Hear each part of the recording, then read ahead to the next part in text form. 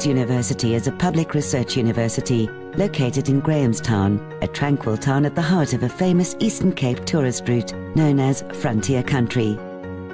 The Rhodes Business School is one of the university's flagship programs. Rhodes prides itself in being a research-led university, and this character of the university extends across all of our faculties: humanities, science, commerce, pharmacy, law and education. One of the aspects that we're proudest of is that in the South African sector we have the highest per individual research output rate, and this is something that affects all of our teaching, research and community engagement endeavours. Rhodes Business School offers PhDs, MBAs and a postgraduate diploma in enterprise. They recently received accreditation for a postgraduate diploma in business analysis, which will commence in 2019. Rhodes also offers a host of customized executive and certified short courses. Rhodes University's faculties of science, pharmacy, humanities, law and education are all research intensive. The university currently has the highest productivity of academic staff of all South African universities, along with one of the highest percentages of PhD qualified academic staff. Rhodes Business School, our essence is leadership for sustainability. Our flagship MBA program is focused on our unique 4E model, which is sustainable economy, equity, ecology and ethics. And that's the whole foundation on which we offer this program. Rhodes University offers students a degree for life. They equip students with the powerful conceptual knowledge they need to work outside narrow employment areas, regardless of changes in the world of work. They're also one of the few institutions that provide a route to postgraduate work for students.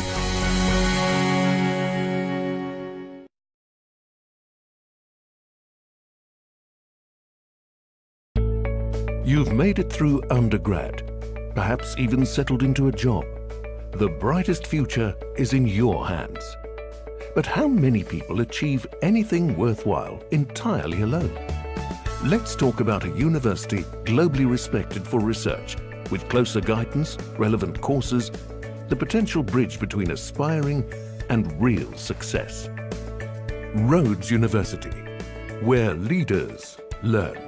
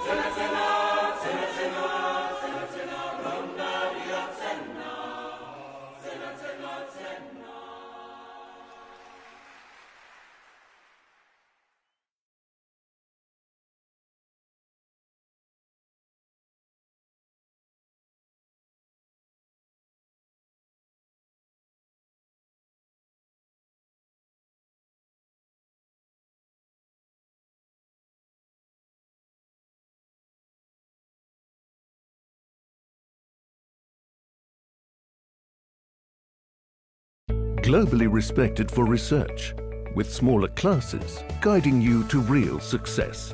Find out why leaders learn at Rhodes University.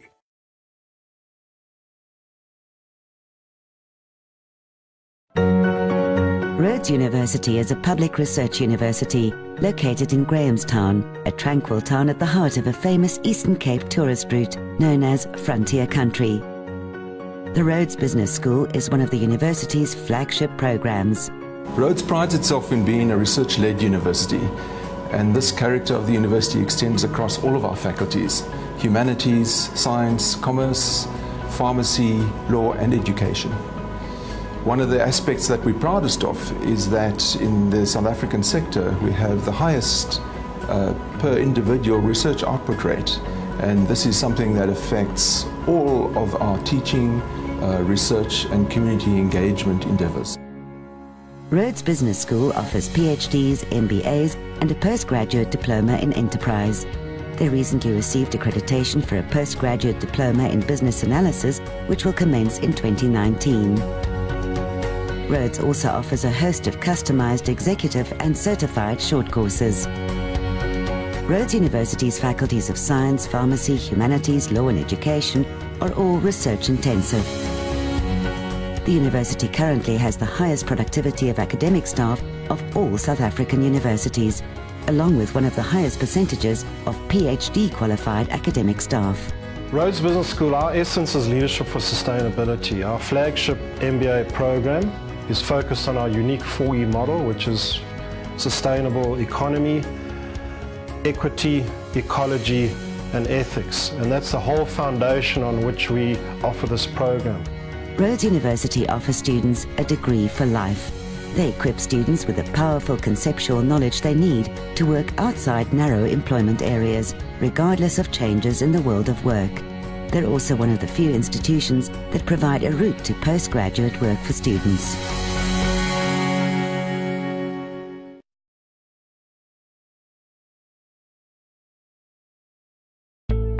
You've made it through undergrad, perhaps even settled into a job. The brightest future is in your hands. But how many people achieve anything worthwhile entirely alone? Let's talk about a university globally respected for research, with closer guidance, relevant courses, the potential bridge between aspiring and real success. Rhodes University, where leaders learn.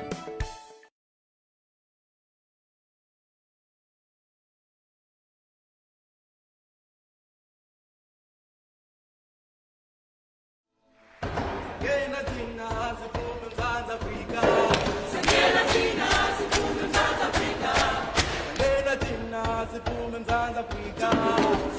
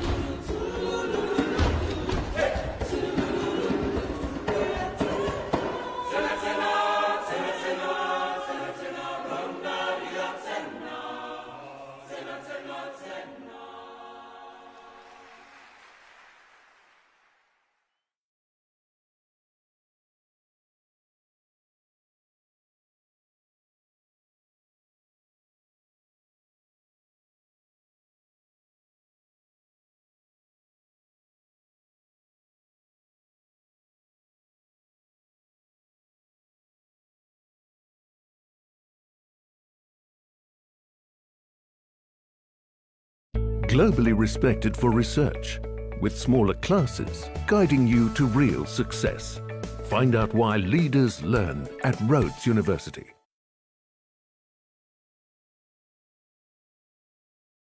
Rhodes University is a public research university located in Grahamstown, a tranquil town at the heart of a famous Eastern Cape tourist route known as Frontier Country. The Rhodes Business School is one of the university's flagship programs. Rhodes prides itself in being a research-led university, and this character of the university extends across all of our faculties: humanities, science, commerce, pharmacy, law and education.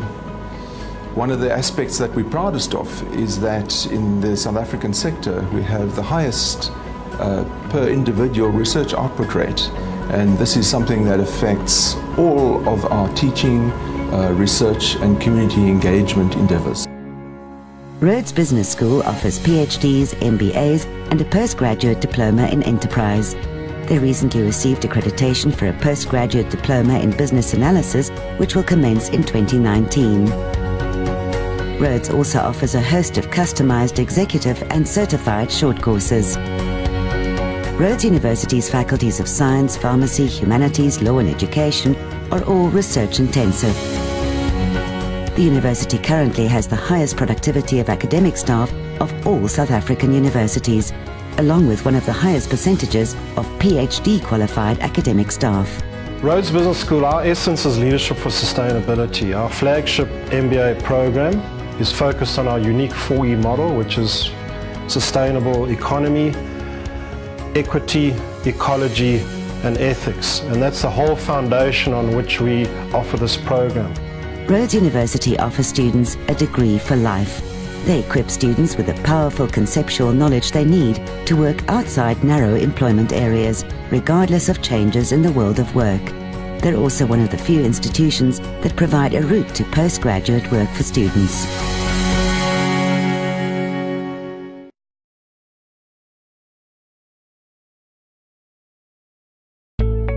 You've made it through undergrad, perhaps even settled into a job.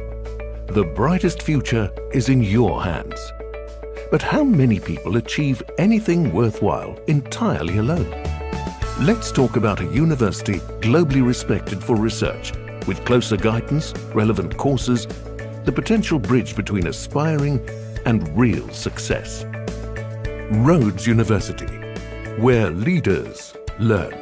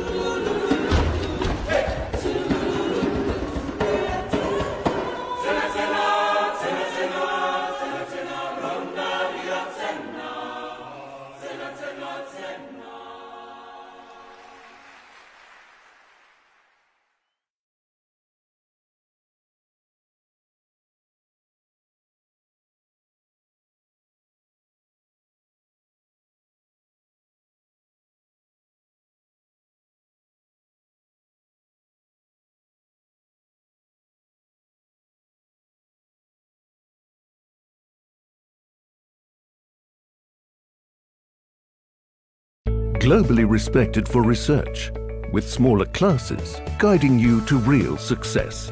Find out why leaders learn at Rhodes University.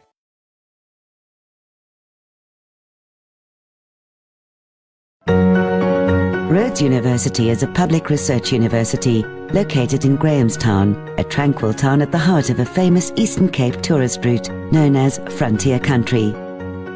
The Rhodes Business School is one of the university's flagship programs.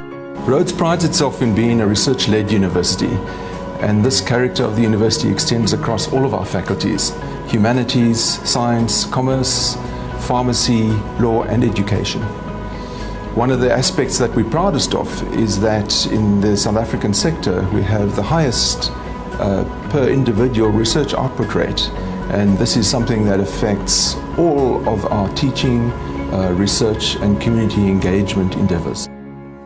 Rhodes Business School offers PhDs, MBAs and a postgraduate diploma in enterprise. They recently received accreditation for a postgraduate diploma in business analysis, which will commence in 2019. Rhodes also offers a host of customized executive and certified short courses. Rhodes University's faculties of science, pharmacy, humanities, law and education are all research intensive.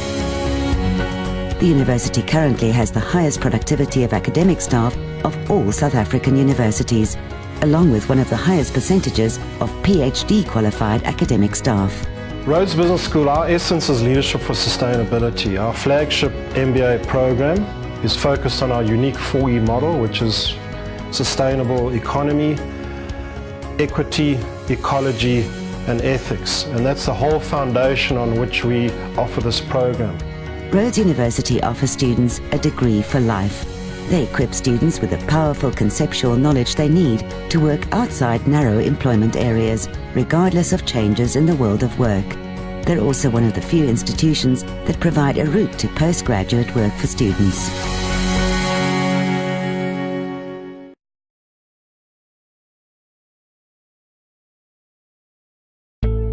You've made it through undergrad, perhaps even settled into a job.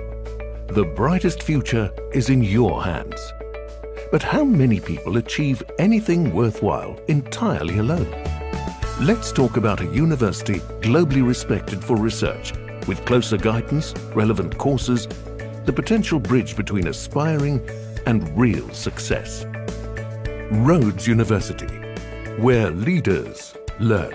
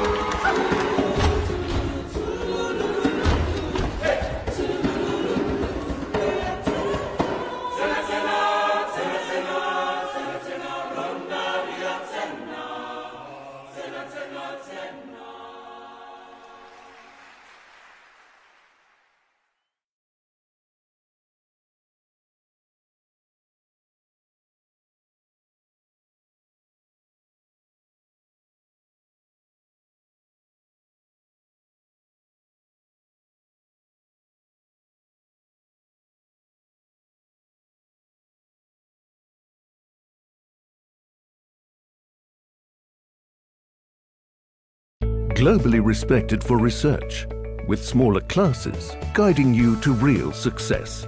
Find out why leaders learn at Rhodes University.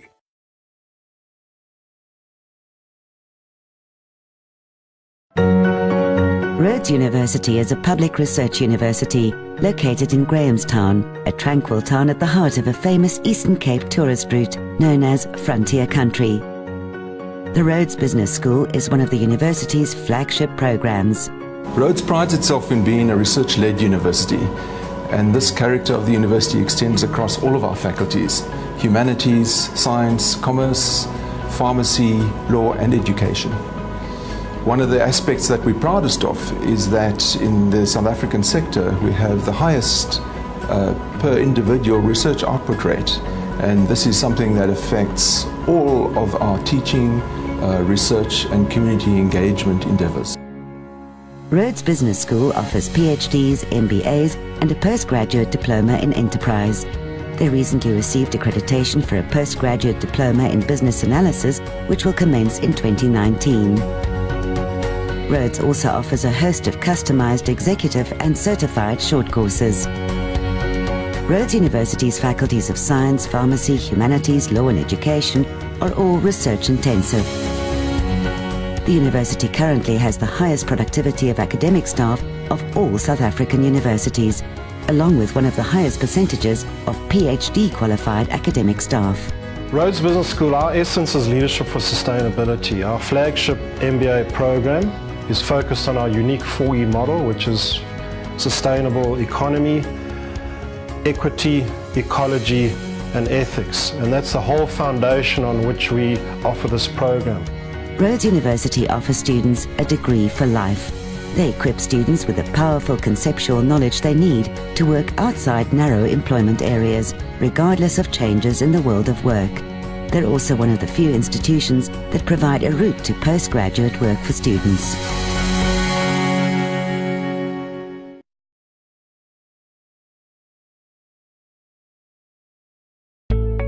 You've made it through undergrad, perhaps even settled into a job.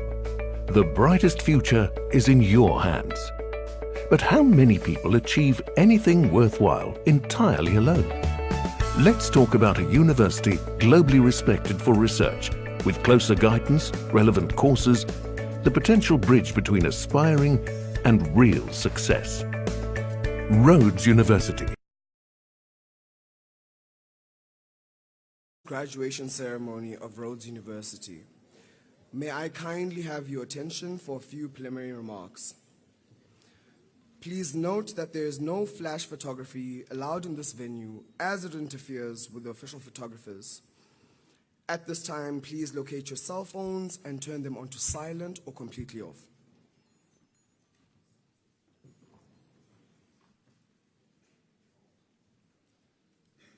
Please allow deans to read the names of graduates clearly before applauding.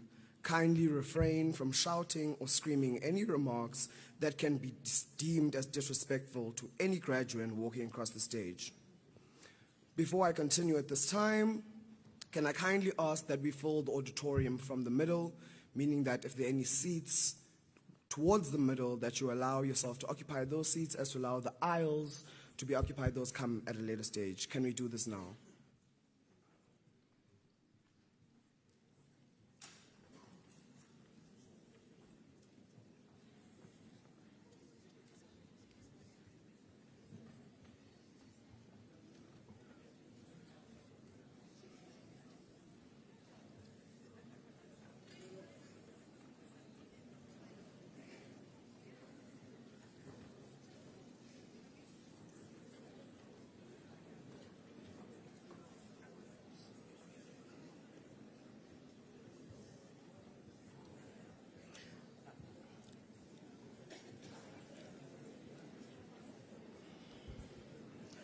Thank you. As far as possible, please remain seated throughout the ceremony. Both graduates and guests are reminded that you may not leave the auditorium during the ceremony.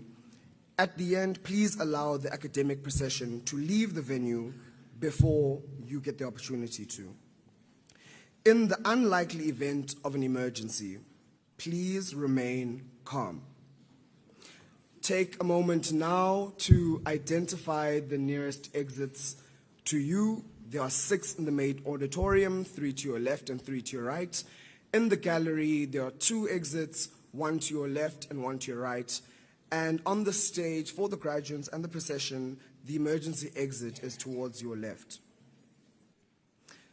There are identifiable ushers with purple lanyards with the word "usher" on them that will assist you with directions.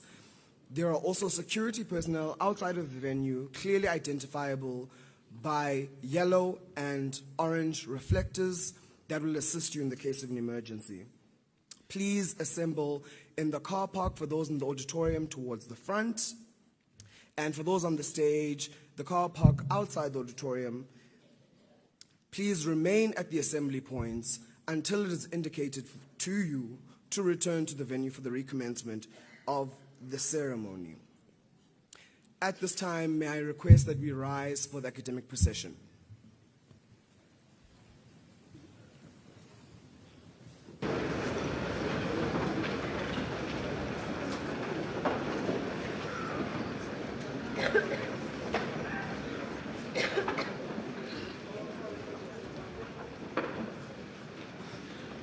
Gaudiamus igitur, juvenestum sumus. Gaudiamus igitur, juvenestum sumus. Os jucundam juventutem, os molestam senectutem, nos habebitumus, nos habebitumus. Gaudiamus igitur, juvenestum sumus. Gaudiamus igitur, juvenestum sumus. Os jucundam juventutem, os molestam senectutem, nos habebitumus, nos habebitumus. Gaudiamus igitur, juvenestum sumus.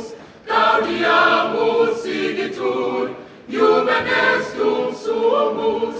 Os jucundam juventutem, os molestam senectutem, nos habebitumus, nos habebitumus.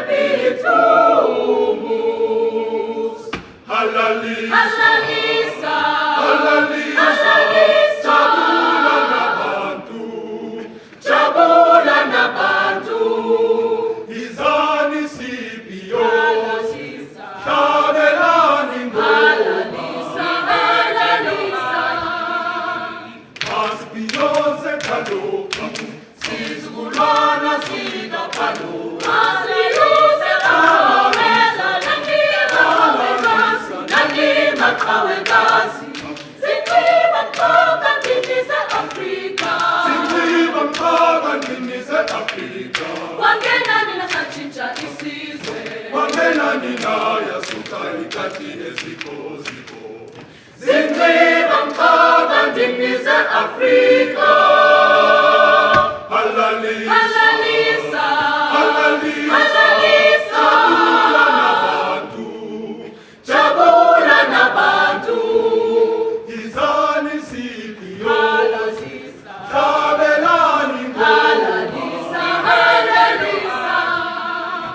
Maspioze kaloku, sizgulana sida palu.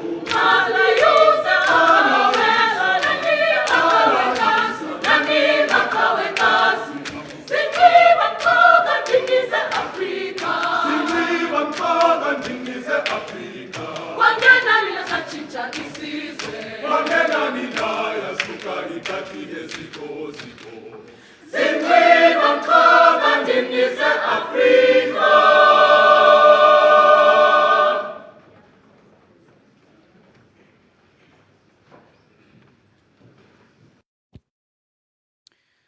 By virtue of the authority vested in me, I constitute this a congregation of Rhodes University. Please be seated.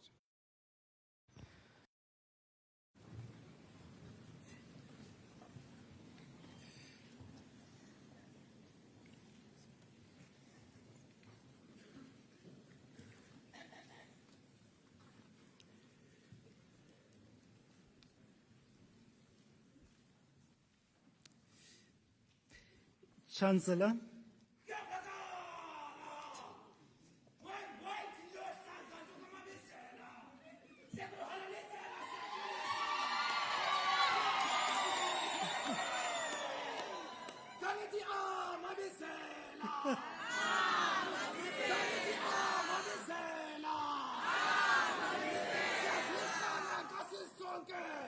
namhlanje uluntu lonke leAfrika luzawubhiyoza lunguwe lukhethe lonwabe thola mntakumebisela thetha nalo uluntu sikhulule sithembele kuwe kaloku kwethini ngethobololo yo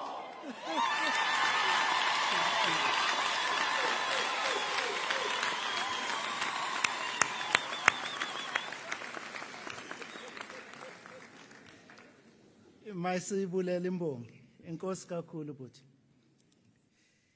Chancellor, the Honorable Justice Lexham Party, Chairperson of the Rhodes University Council, Mr. Vuyo Katla, and other members of Council, President of the Rhodes University Convocation, Professor Emeritus Peter Mtuza, the University Public Auditor, Distinguished Professor Paul Malam, our honorary graduate, Professor Pumla Gobodo Matigizela, Deputy Vice Chancellors, Deans, Registrar, Heads of Academic Departments and Directors of Administrative Divisions, academic and support staff colleagues, President and other members of the Student Representative Council, proud parents, guardians, siblings, and friends of our graduates, honored guests, and most important, our graduates. This is a day of joy. This is a day of celebration. It gives me immense pleasure to welcome you all to the fifth of 6 graduation ceremonies of 2019 at Rhodes University. Over the years, our university has become an institution of choice for the young people of the Oprah Winfrey Leadership Academy for Girls.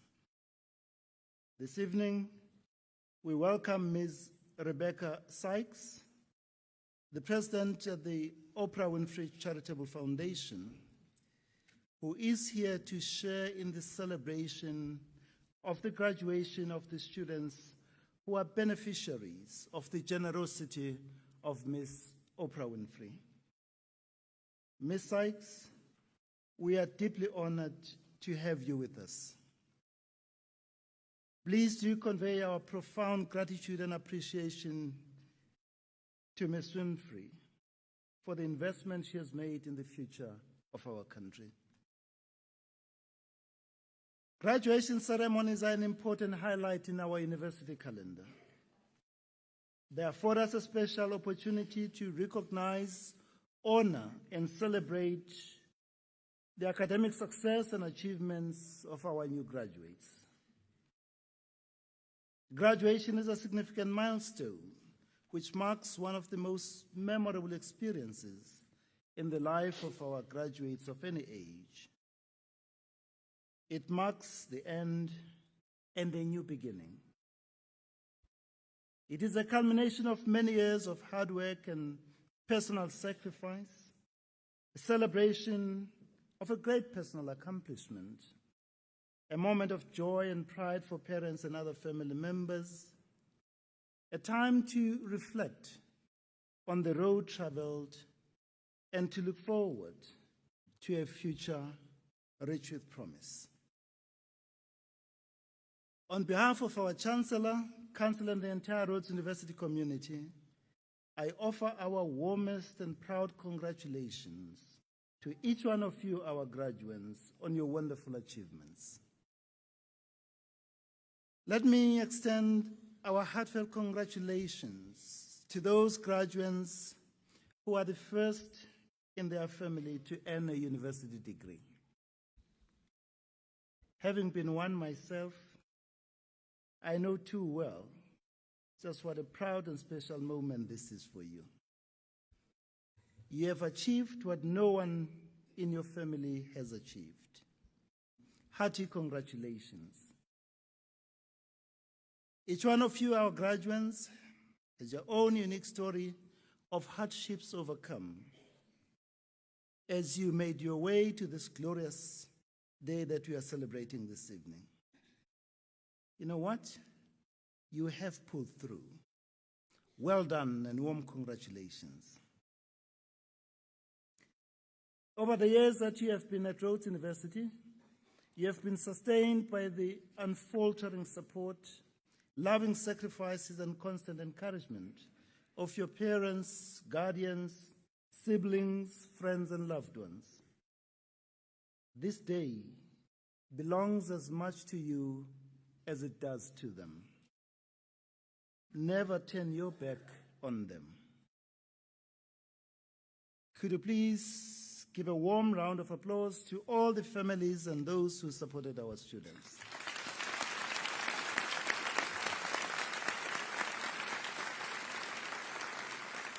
Thank you.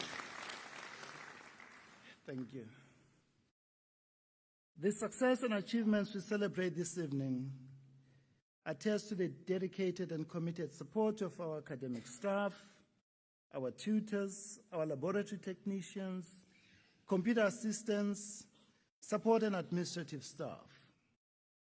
We also acknowledge with great gratitude the important role played by our cleaners, cooks, gardeners, janitorial staff, wardening staff, and student leaders in creating a rich and supportive intellectual, social, and physical environment for our students to develop, grow, and succeed in their intellectual endeavors.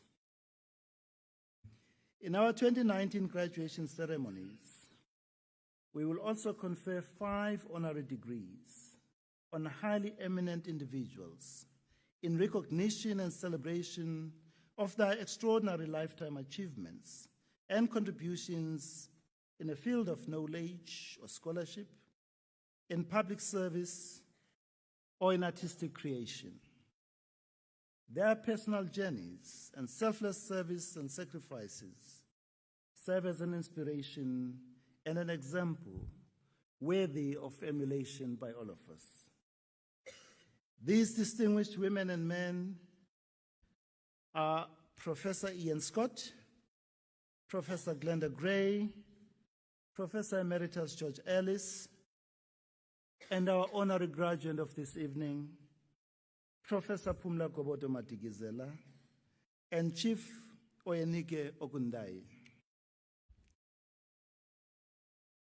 In the 6 graduation ceremonies of 2019, a total of 2,321 students will receive their degrees and diplomas.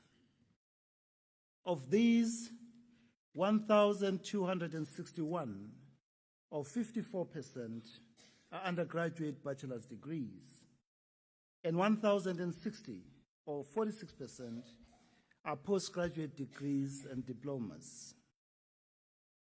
Of the 1,060 postgrad students, 230 will be receiving their master's degrees. Of the 2,321 graduates, 61% are women.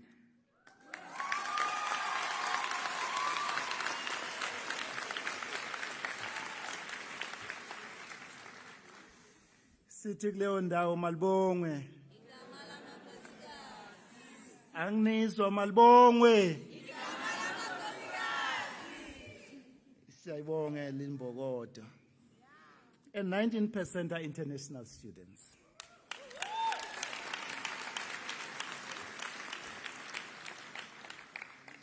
This year we have produced 89 PhD graduates.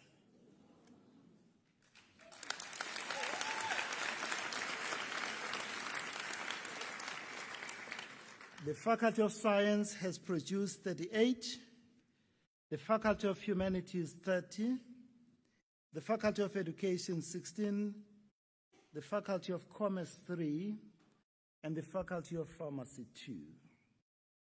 Our warm congratulations to all our faculty deans and to the heads of academic departments and all the support staff in our academic departments.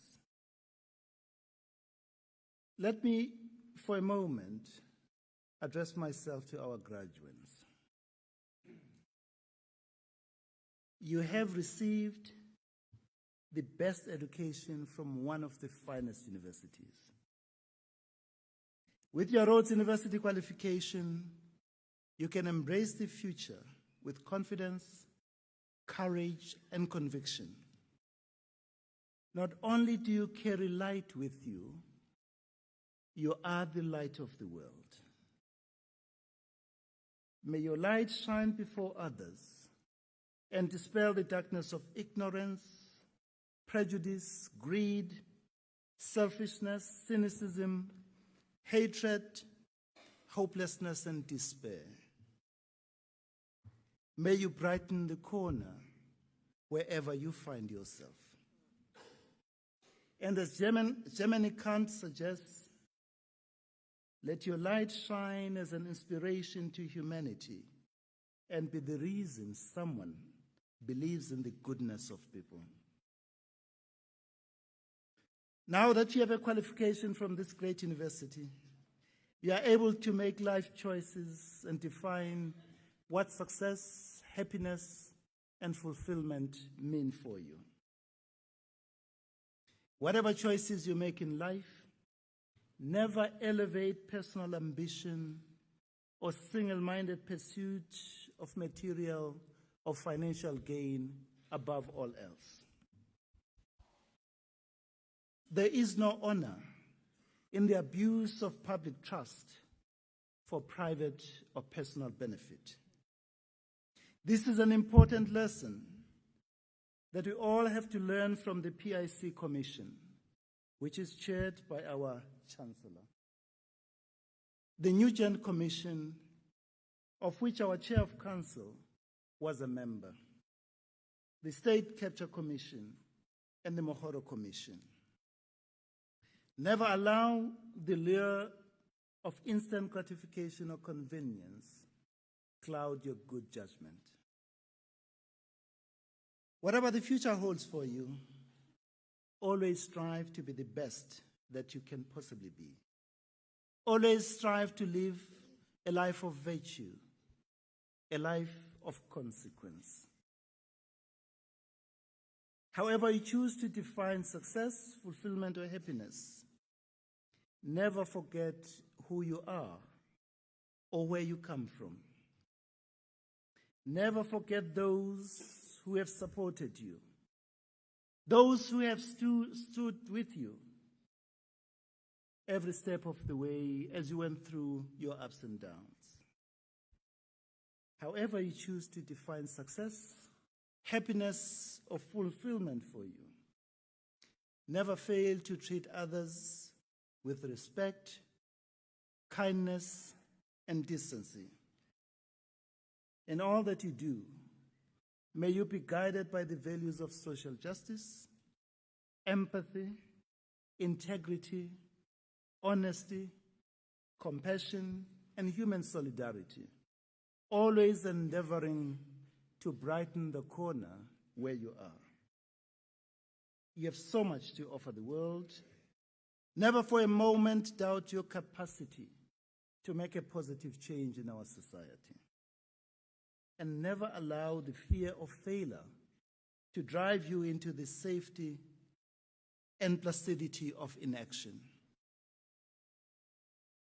When I became the Vice Chancellor of this fine university, I made a public commitment that we would make quality and transformative education accessible and affordable to any academically capable young person of our country, regardless of their financial circumstances.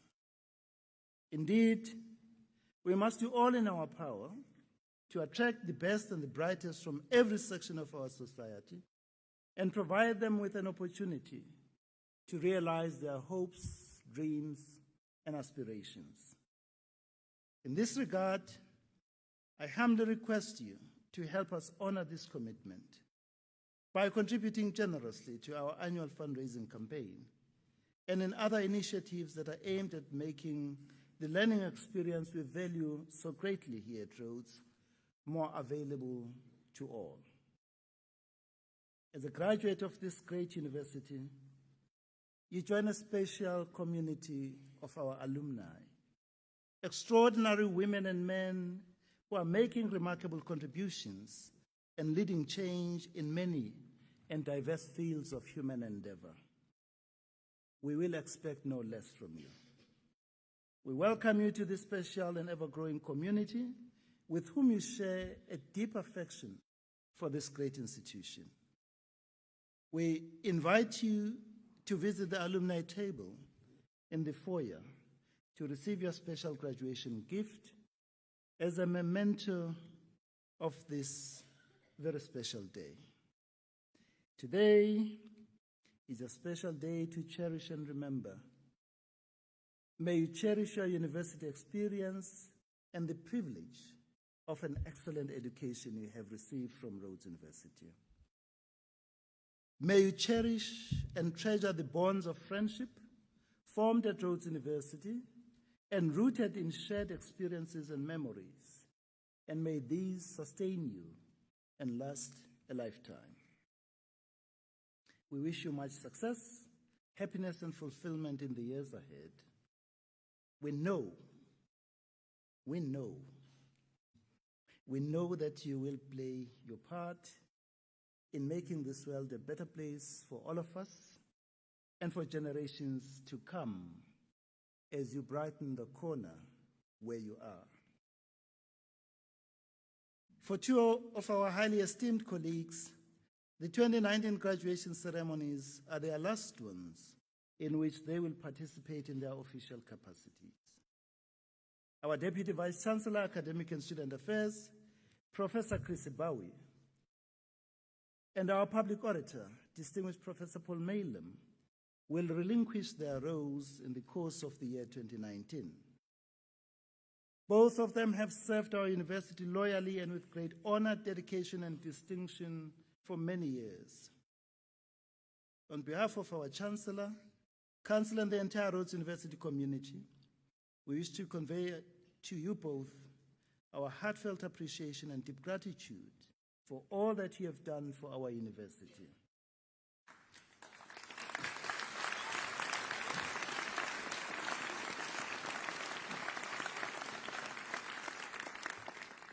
Our university is much the better for the immense contribution that you have made over many years, and we wish you well in the next phase of your ever-unfolding future.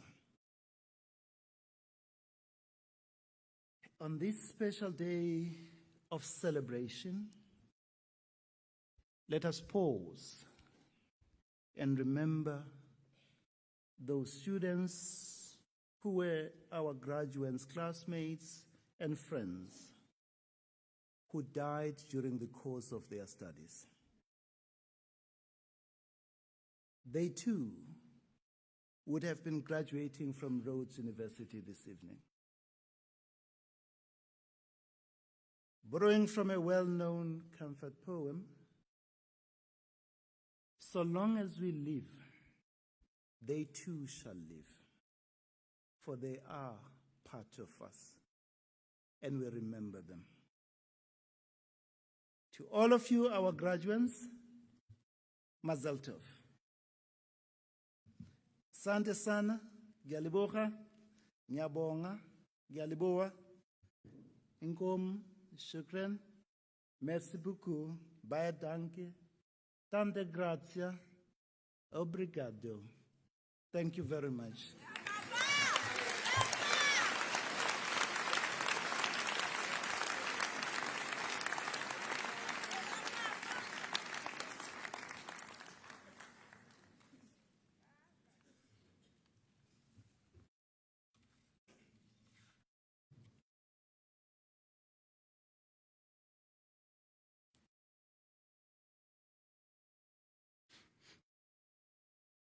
How does one forgive a person who has committed acts so monstrous, so horrendous, as to be seemingly unforgivable.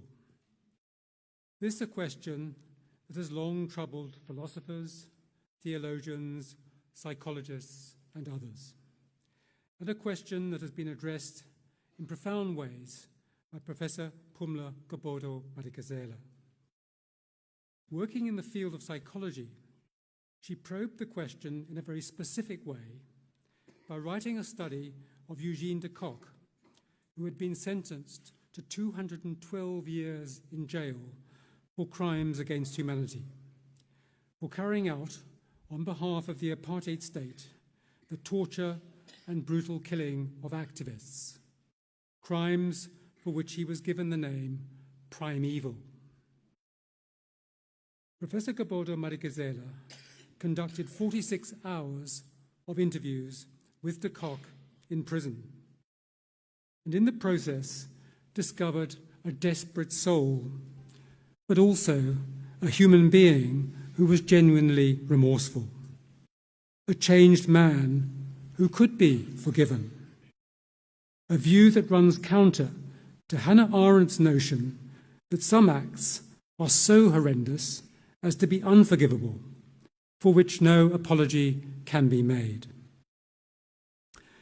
The resulting book on de Kock, entitled A Human Being Died That Night, has been widely acclaimed and translated into Dutch, German, Italian, and Korean.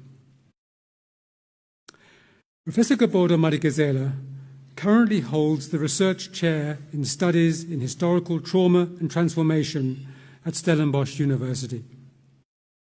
From early childhood, she herself experienced trauma and deprivation. Born in Cape Town's Langa Township, her parents instilled in her integrity, compassion, and a work ethic. But she also saw her parents enduring the oppression and humiliation of apartheid. At the age of 5, during the 1960 Sharpeville crisis, she witnessed the horrors of police repression as popular protest spread to Langa. Many years later, recalling what she had seen, the image of a street covered in blood and bodies lined up like cattle in a slaughterhouse, a harrowing image for a 5-year-old. There were perhaps 2 important formative influences during her school years at Inanda Seminary in Durban and Shawbury High School in Qumbu. First, joining the Black Consciousness movement, and second, reading the memoirs of Nazi Holocaust survivors, significant preparation for her later research. After graduating from Fort Hare, there followed a stint teaching at what was then the University of Transkei, now Walter Sisulu University. And there too, witnessing another traumatic event, the killing and mutilation of a man who had attempted to oust Bantu Holomisa as head of the Transkei government in a coup in 1990. With her knowledge and experience, she proceeded to serve from 1996 as the only trained psychologist on the Human Rights Violation Committee of the Truth and Reconciliation Commission, TRC, playing an important role in organising a community outreach programme in the Western Cape, enabling victims and their family members to tell their stories and reveal their pain and anguish. There followed an academic career, first in the UCT Psychology Department, where she had obtained her PhD, then as Senior Research Professor for Trauma, Forgiveness and Reconciliation at the University of the Free State, and now a similar position at Stellenbosch. In the meantime, there has been a continuing personal engagement with victims of trauma. In 2006, for instance, travelling to Sierra Leone on a United Nations assignment and listening to women recount their experiences of brutal violation during the country's civil war. Then, 2 years later, during the xenophobic violence that flared up in South Africa, doing volunteer work in a shelter for displaced immigrants in Cape Town. All these experiences have led Phumla Gobodo-Madikizela to focus on some key themes in her thinking and writing: trauma, traumatic memory, empathy, dialogue, forgiveness, reconciliation. She suggests that the study of trauma may have been too theoretical, herself preferring to hear personal stories and work with individual narratives, believing that victims need to articulate their traumatic experiences in order to unravel their own complex emotions. There is, too, her stress on empathy. Her TRC experience led her to empathise with victims, but then came the more difficult challenge to empathise with perpetrators like de Kock. In this exploration, she draws out the relationship between empathy, Ubuntu, and Inimba, an isiXhosa word meaning umbilical cord. With empathy comes dialogue. Dialogue, she says, humanises the dehumanised and confronts perpetrators with their inhumanity. Through dialogue, she continues, victims, as well as the greater society, come to recognise perpetrators who failed morally, whether through coercion, the perverted convictions of a warped mind, or fear. There can then follow forgiveness. For her, the decision to forgive can paradoxically elevate a victim to a position of strength as the one who holds the key to the perpetrator's wish for readmission into the human community. And with forgiveness comes the possibility of reconciliation. A number of awards have been bestowed on Phumla Gobodo-Madikizela.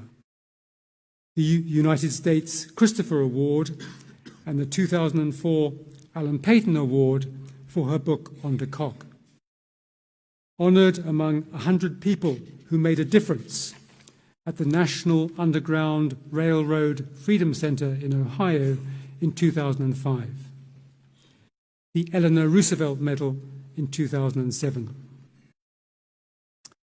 This honorary doctorate is her third Rhodes University Award, having received in 2010 the university's Social Change Award for the contribution made by leading psychologists to social change in South Africa, and in 2017 the Distinguished Old Rhodian Award. This latter award tells us that this honorary doctorate will not be her first degree. It was exactly 34 years ago tomorrow, the 13th of April 1985, that she graduated with a master's degree here on this stage. So 3.5 decades later, we are proud to honour one of our most distinguished alumni, a scholar who has authored a number of books and numerous articles, who has made a significant contribution to the study of trauma through her deep concern to recover and interpret the stories of victims, who has bravely gone against the grain in her efforts to humanise perpetrators, and perhaps most of all, who conveys a message of hope in our violent, conflict-ridden society. A message telling us that with empathy, dialogue, forgiveness and reconciliation, it does not have to be like this. Mr. Chancellor, I have the honour to request you to confer on Phumla Gobodo-Madikizela the degree of Doctor of Laws, honoris causa.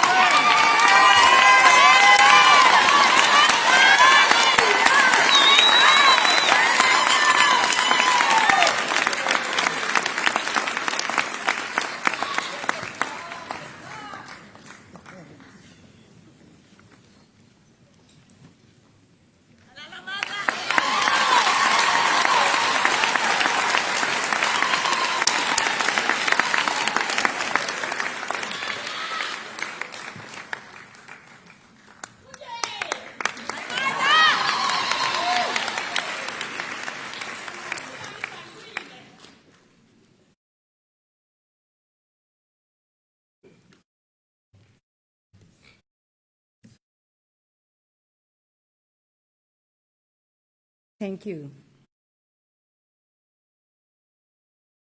Let me begin by congratulating all of you who are graduating this evening. I would also like to extend my warmest congratulations to the parents and extended family members present this evening. Your children have given you a special gift. Each of them will come up on stage and return to their seats, walking tall, treasured certificates in hand. It is a moment that makes the opening up of new horizons full of possibilities, of various roles that you will play as agents of change in these challenging times. It is a great honor for me to be in this room with you as you celebrate your special day. I am grateful to you, Professor Melam, and deeply touched by the very warm introduction you have prepared. To be able to weave the fabric of my life, my professional life, in such a thoughtful manner fills my heart with deep gratitude.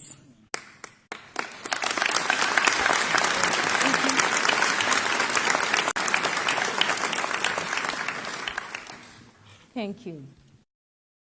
Vice-Chancellor, Dr. Caesar Mabizela, thank you so much for the honor you have bestowed on me by asking me to speak at this special ceremony.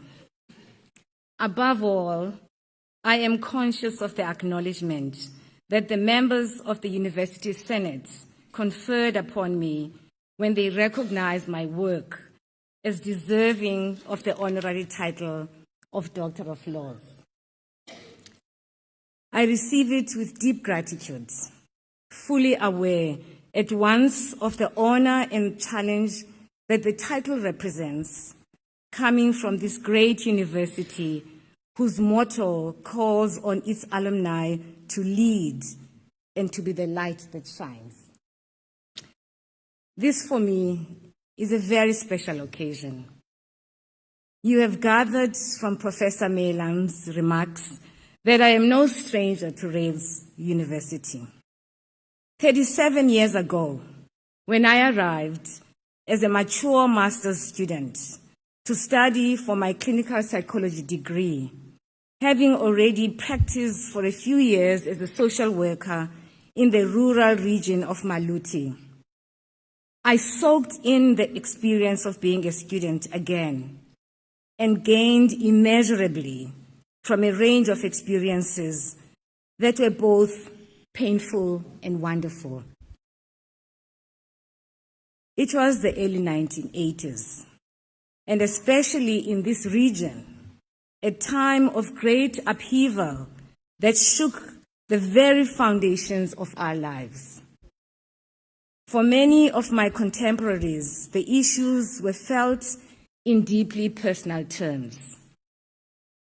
Yet, this was for me the university where I learned to question, to embrace contradictions, to think.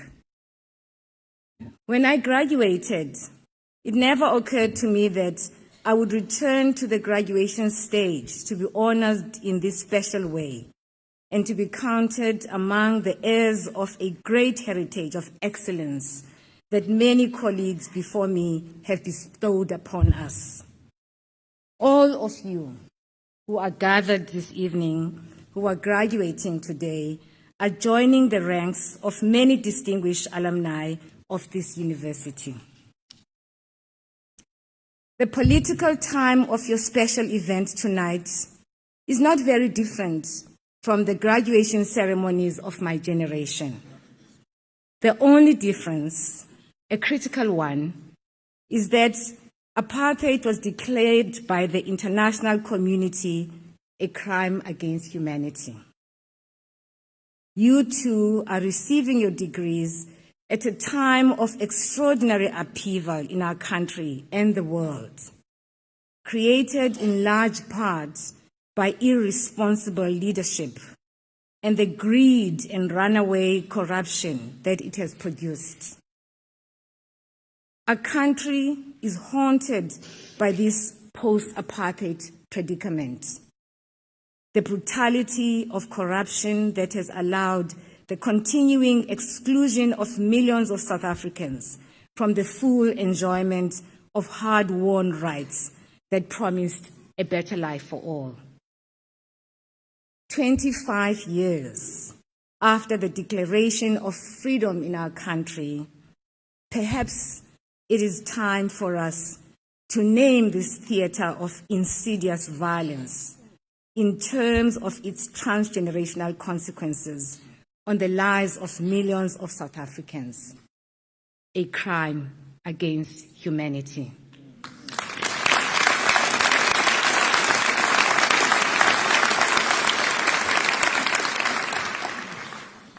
As many of the young people we have encountered in our research with the Institute of Justice and Reconciliation on Transgenerational Trauma in Langa, Bonteheuwel, and Worcester have described their experiences of quote-unquote freedom. It is, for them, a time of great betrayal. That's what they have told us. And so, I have mainly two messages for you this evening. First, go out there into this world of ours and take your place as leaders of stature and maintain your vigilance in raising your voices in matters of justice and fairness about important matters of principle. Play whatever role you will take on with a force of moral stature and with grace and dignity. At the same time, however, I hope you continue searching for that unique balance between your right to express outrage with reason and moral wisdom. Do not be afraid of even a little critical awareness of your views, to interrogate your position more closely and to dare to transcend the comfort zone of your beliefs. Throughout the ages, universities have been important centers in our society for creating knowledge. In our South African context, they have also been centers of exclusion, of limited access. They have played a role in sustaining and perpetuating certain intellectual and academic cultures. My second message, therefore, is that for those of you who will be returning to conduct your research in postgraduate studies or postdoctoral work, reclaim your right to be here.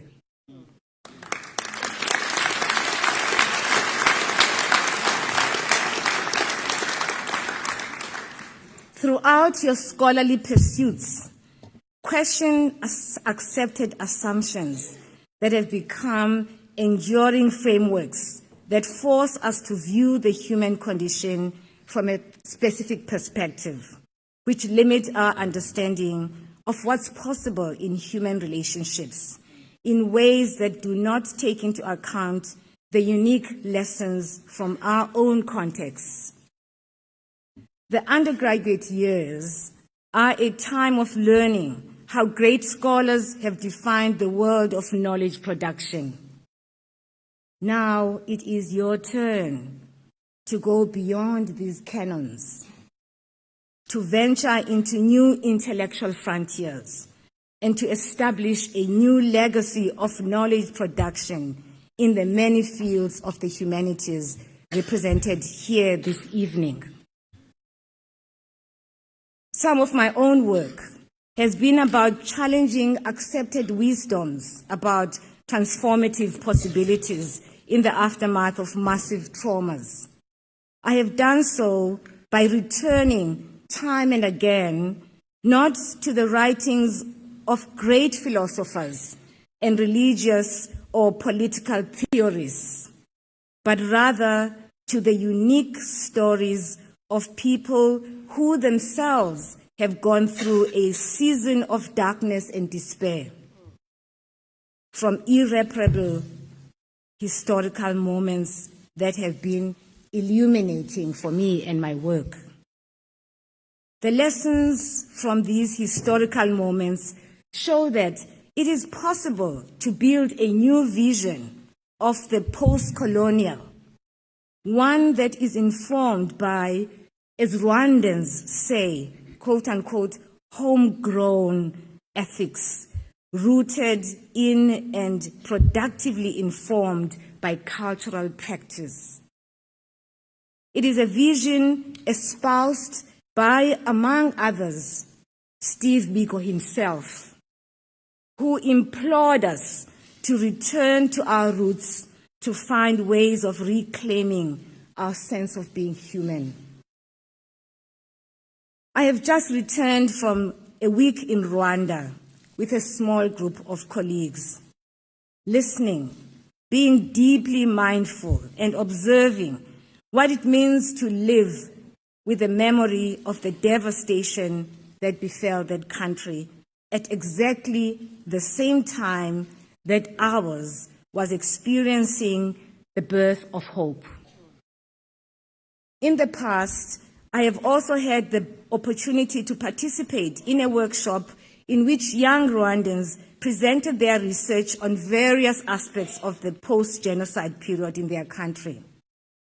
It is amazing to me how young researchers and scholars in Rwanda are living the vision of decolonial epistemic engagement, using their own context to open up the space of new knowledge production. One of the studies discussed in the research workshop that was co-hosted by Aegis Trust and the University of London's School of Oriental and African Studies was based on an encounter in a facilitated group process between a woman survivor of the genocide and one of the men who perpetrated this crime. The woman described the horrific scene of mass killing that she survived during the genocide in Rwanda. She then told the group that the last time she saw the man was in a church where he shot and killed families who had sought refuge in the church. And she says, his hands are full of blood of an incredible number of the Tutsi he killed in the church, unquote. He was like a killing machine, and I am sure he honestly does not know how many Tutsi he killed, she continued. Her testimony led to uncontrollable sobbing in the room. The man then crawled out of his chair and went to kneel in front of the woman, sobbing, expressing remorseful regret. The young researcher who was presenting this work explained that after some relative calm, the woman, now standing next to the kneeling man, extended her hand and helped him to get up. She then embraced him and told him that she did not want to think of him as a killing machine, but, quote, as a fellow human being and brother, unquote. According to Hippolyte, the name of the man who was presenting this work, the two of them then stood in an embrace with arms folded tight across each other's backs. This is recognition of the other that is bestowed not from a distance, but from a place of proximity to the other's life's world. It is an experience near, to paraphrase ego psychologist Heinz Kohut. It's an experience near that opens up the possibility of an embodied recognition that seeks to repair the brokenness of the other, because now it has become, it is like one's own brokenness. These are the experiences that open up opportunity for us to explore new avenues of critical inquiry. President Kagame of Rwanda said in a recent speech last week that Rwanda is, he said in this recent speech last week that Rwanda is showing that restoration of human bonds is possible on the continent of Africa. He said that Rwandans had been asked to put their emotions, as he said, in a box. But in reality, actually, this is not possible. And so this invocation is held at the same time as the annual national commemorative period of mourning. In other words, he's asking Rwandans to put their emotions in the box so that they can move on. It's a complicated thing to ask victims of massive trauma. But what we observe there is that side by side, this idea that people must hold their emotions for the sake of peace, there is also these annual commemorative events that happen for people to actually mourn. This is a radical approach to mourning trauma, and it plays out in ways that we do not have the time to explore it in this paper. A group of women we spoke to last week during our visits described it thus: during the period of commemoration, we want to connect with the loved ones that were killed. And at this time, we disengage from dialogue with the people who killed our loved ones. And then, in response, because we asked the question, when does this end? And then one of the women explains that the disengagement lasts, and we lasts as long as the commemoration. In other words, it ends when the commemoration ends. These are her words. It ends when the commemoration ends, and we reconnect again and concern ourselves with the project of rebuilding our community for the sake of a transformed society, for the sake of our children. And we could see the children playing outside, the children of perpetrators and the children of victims. Hannah Arendt wrote about the banality of evil as a condition that creates an impossibility.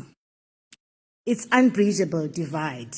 You cannot apologize. It's not worth forgiving. You just can't bring the language of reconciliation. Now, I wasn't even 10 years old when this kind of outlook was popularized by Hannah Arendt, this idea of the banality of evil as a theme that illustrates the impossibility of people connecting. If the level of depravity that has been captured in this way, compellingly by her, then it should be possible that relationships that foster thoughtfulness and a sense of being human reproduce themselves in our relational world. This, I think, is what Bell Hooks implies when she writes that the struggle for social change in the aftermath of historical violence should not simply be about condemning dehumanization. Rather, it should also involve finding new ways of reclaiming our sense of being human. Black subjectivity, she writes, should be an oppositional worldview, a consciousness, an identity, a standpoint that exists not only as that struggle which also opposes dehumanization, but as that movement which enables creative, expansive self-actualization, unquote, the capacity to place ourselves in the position of another who wants to re-enter the world of moral humanity is what she is referring to here. And James Baldwin crystallizes the inherent contradiction in this message when he says, to paraphrase, facing history does not mean that change will happen, but change cannot happen unless the painful past is faced. Thank you.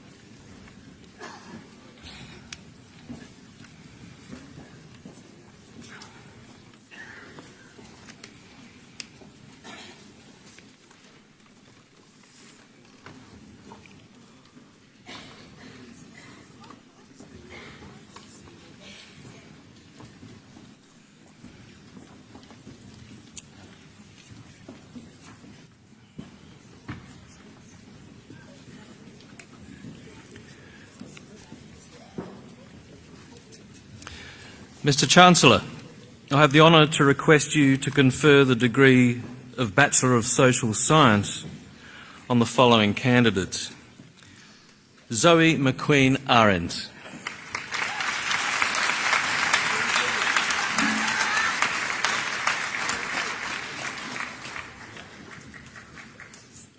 Tulisa Baba.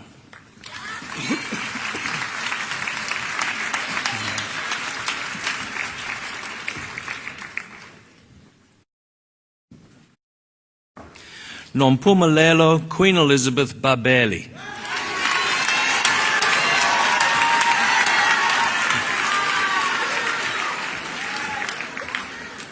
Peter Alexander Bally.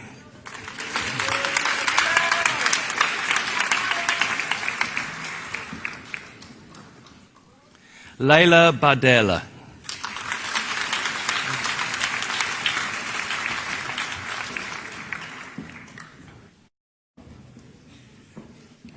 Lonwabo Bambata.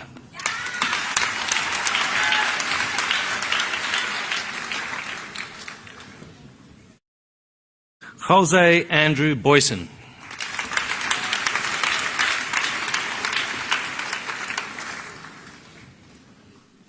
Catherine Dominique Brunt.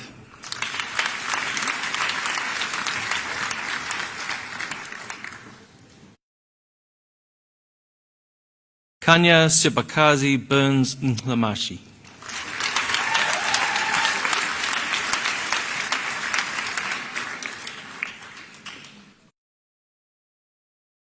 Jodie Teresa Camp with distinction in organisational psychology.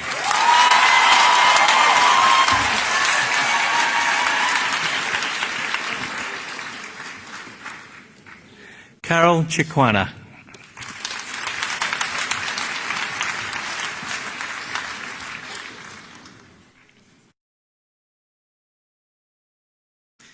Richard Senyo Yao Azaglo.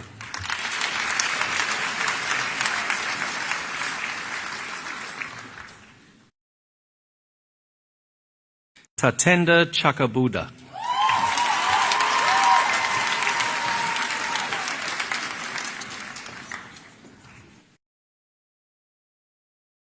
Tatenda Anesu Chengeta.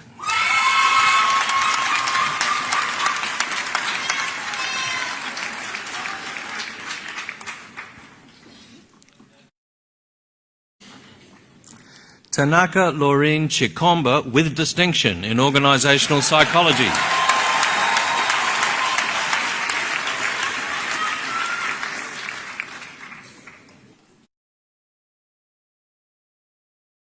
Michelle Chikutu.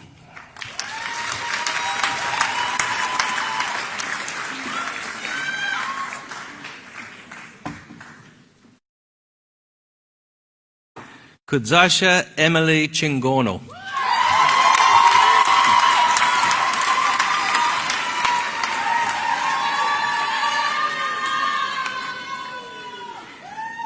Kundai Wesley Chisali.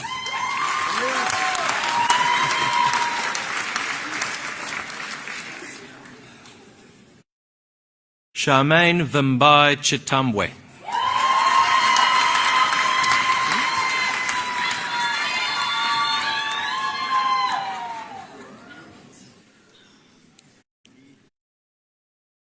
Betty Kudzanai Chodewa.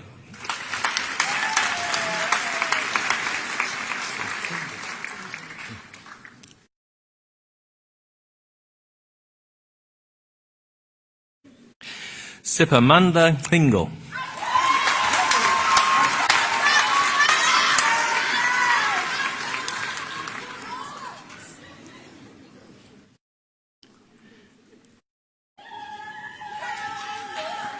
Kathira Kaylee Cockcroft.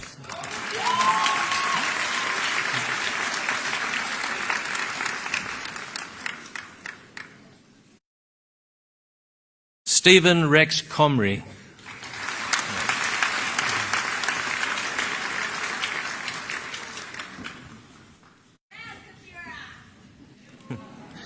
Hannah Craig.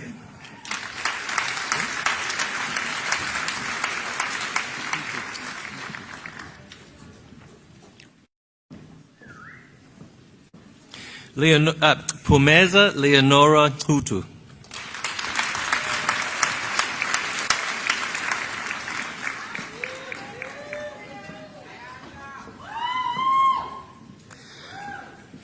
Ayanda Nontokozo Dobegwa with distinctions in psychology and in sociology.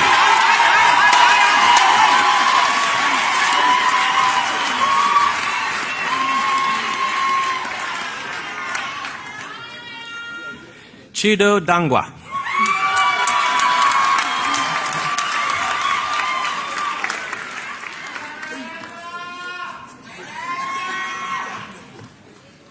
Rosemary Faye DeBrain.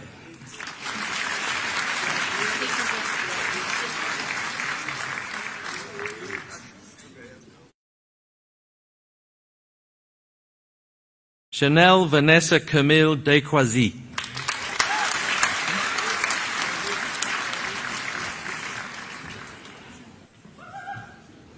Jesse Latabo DeChergo.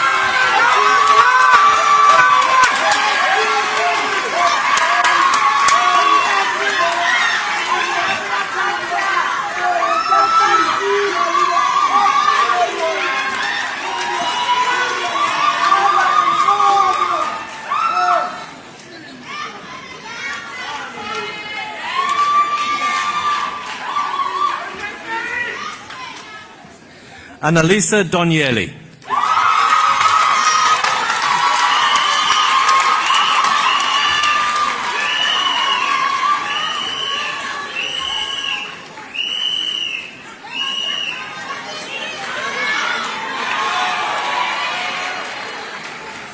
Lorraine Lorato Marie Eden.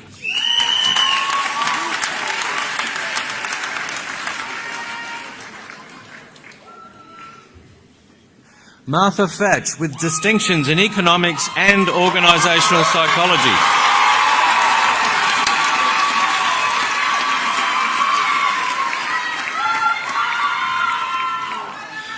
Bulelwa Fire.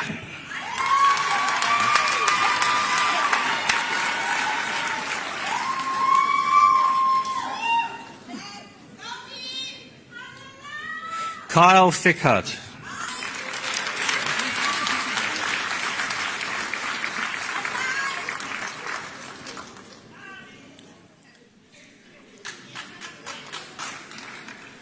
Caroline Rosefield.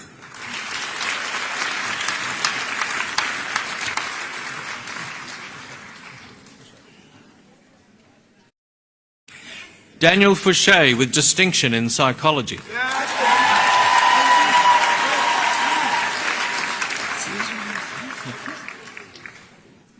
Wezizwe Sibusisiwe Geninza.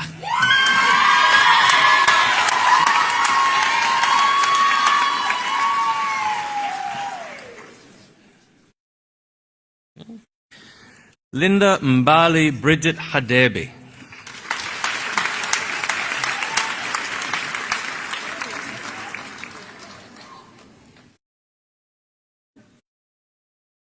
Cameron Spencer Heathfield.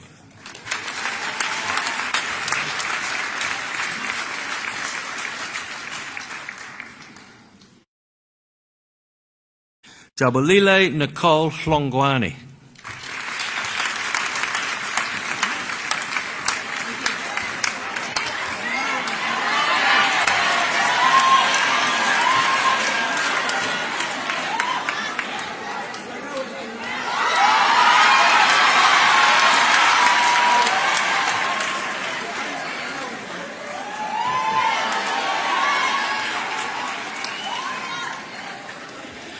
Ashraf Jones. Yes, Ashraf!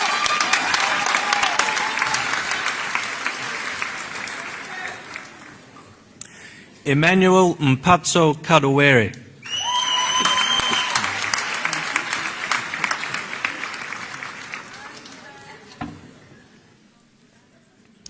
Simukelo Kulile Kamanga.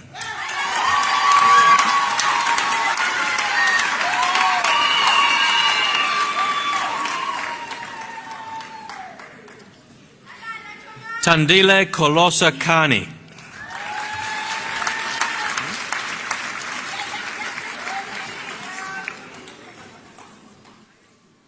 Shanae Petru Keith.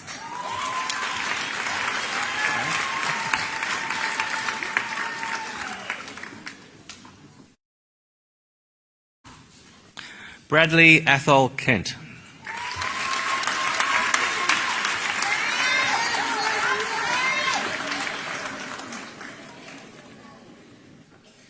Lebachang Zandile Kibani.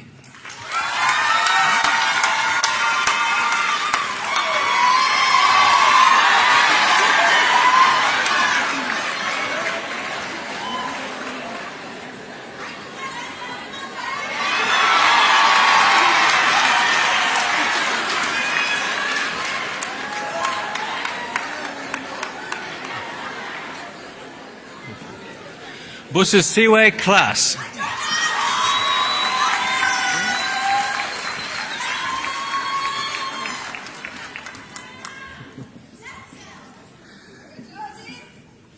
Masia Marihomo Anwuli Kotu Ramopo.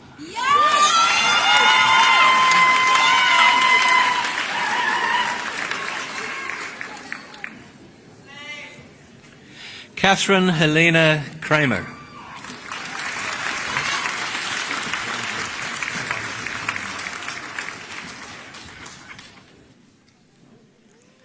Sharanjit Shailen Lala.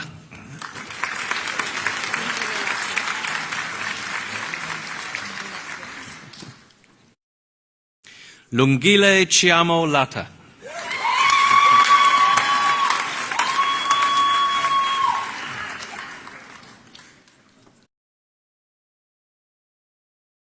Khotso Moteo Lekwape.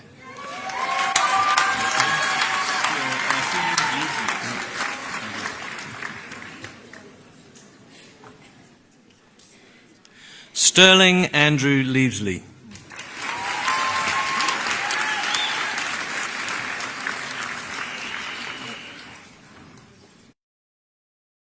Simpiwe Michelle Linda.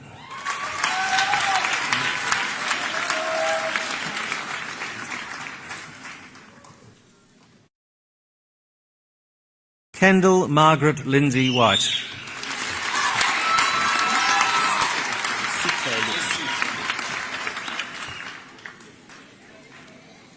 Esichle Lupindo.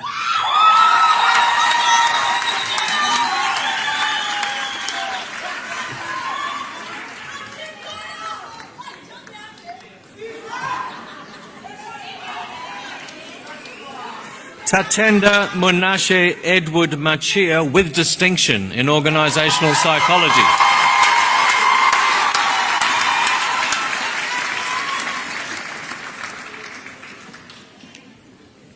Sikhelo Emmanuel Makina.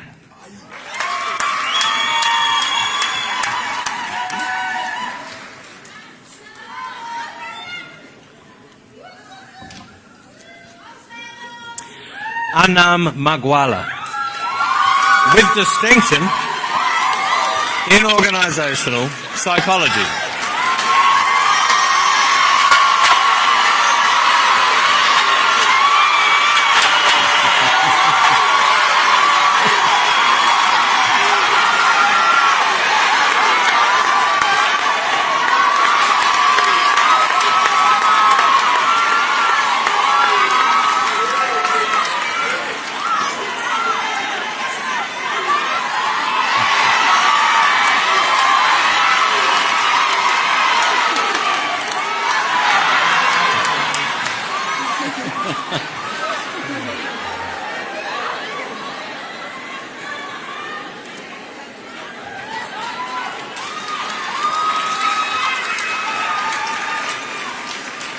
Ziyanda Makibeni.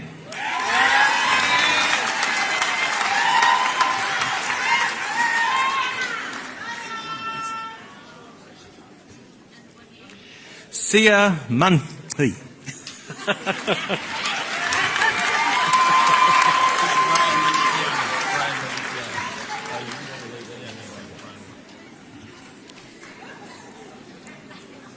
Brian Mandakiana.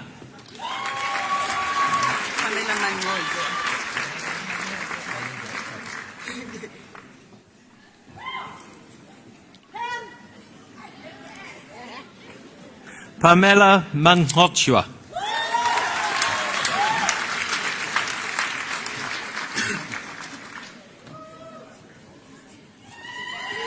Ntombozuko Mangele.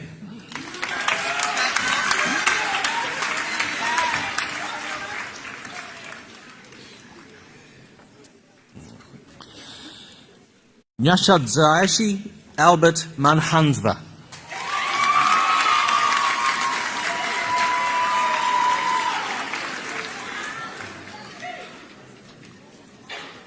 Violet Mapondera.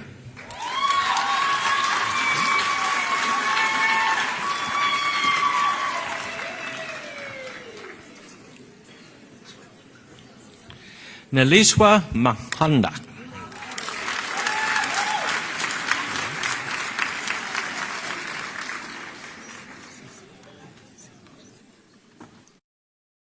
Sibusisiwe Masikane.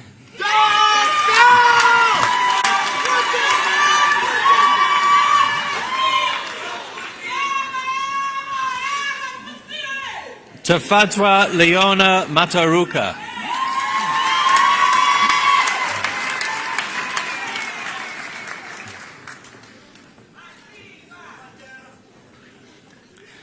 Asavela Matira.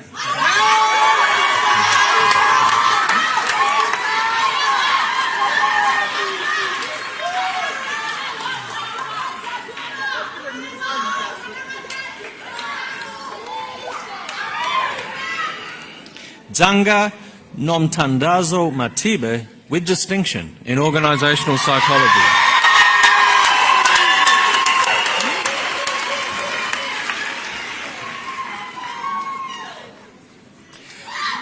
Blessing Matsilele.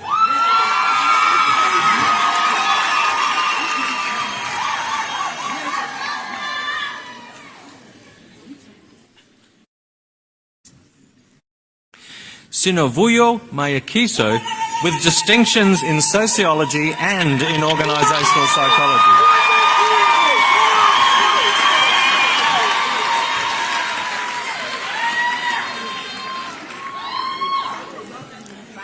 Eric Anesu Mazodze.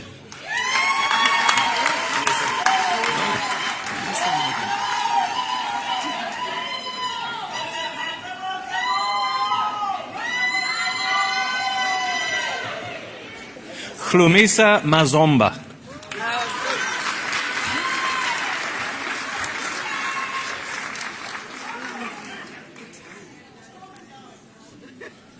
Mulanga Mbedzi.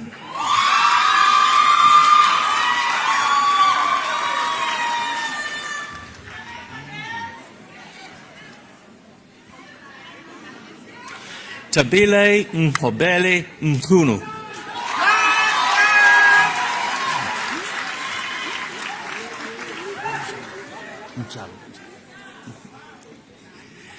Liyabona Ntlalo.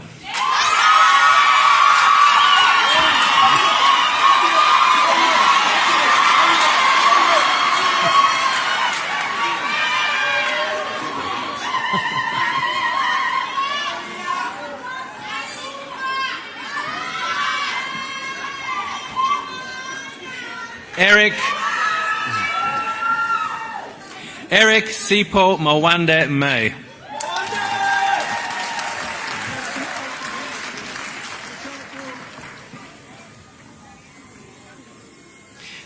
Sifanelwe Mini.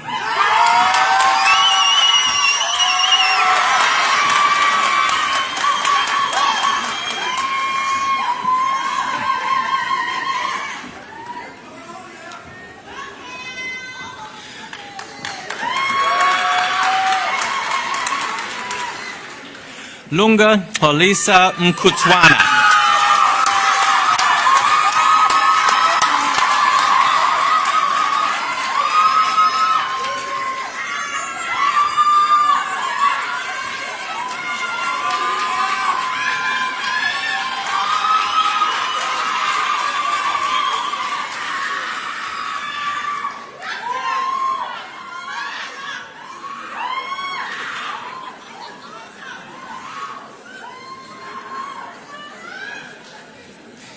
Sifle Rosemary Umhwazi.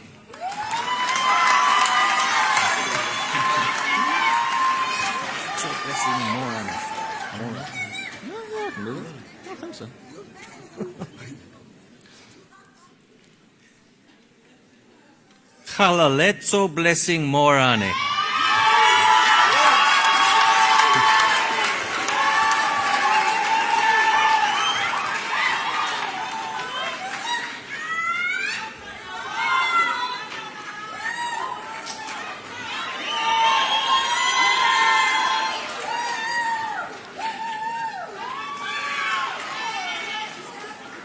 Katlejo Moloto with distinction in psychology.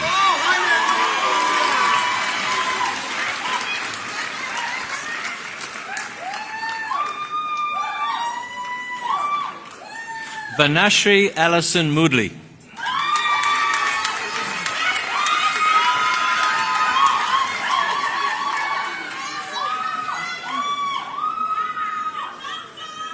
Kabelo Katlejo Koshime.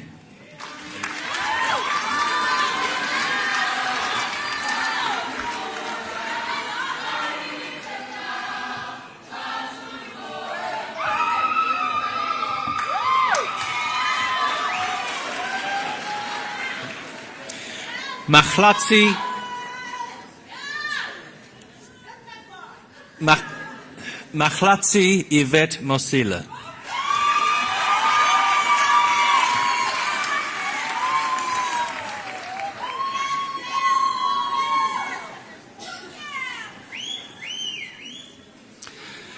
Matsi Evelyn Motemele.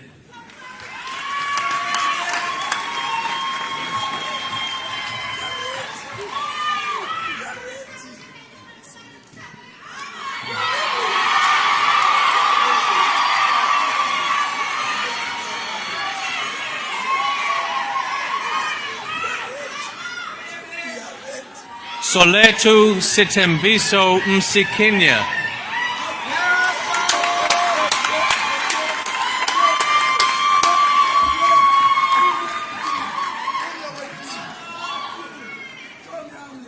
Fanny Patience Msimuko.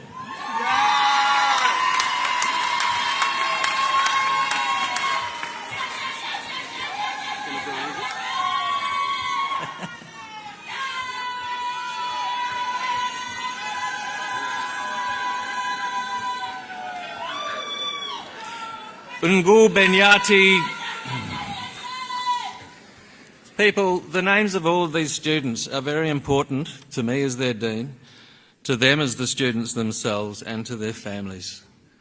By all means, celebrate. But in the interest of getting through the list. Ngabenyati Wilberforce Mchazi.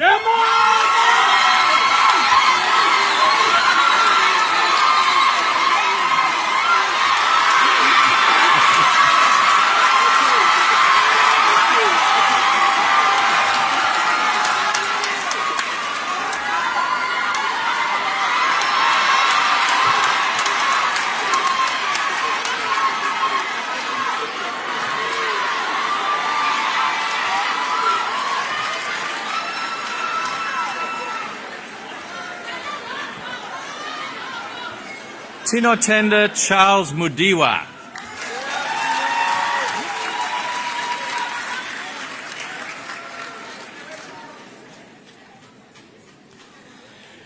Refilwe Murongwana.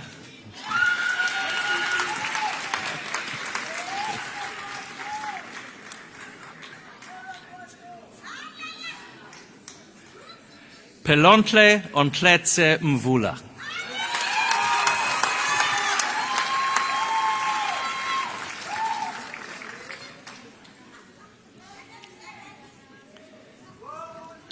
Renisa Naidu.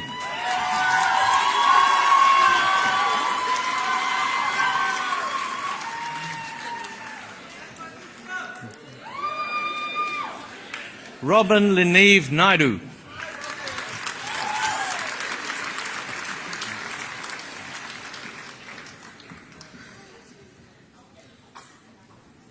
Sipasihle Ndaba with distinction in drama.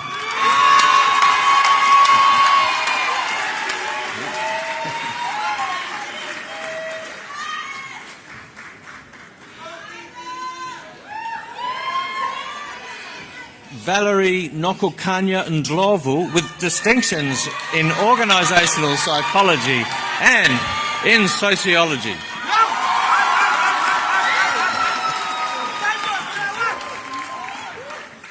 Sipo Ndovela.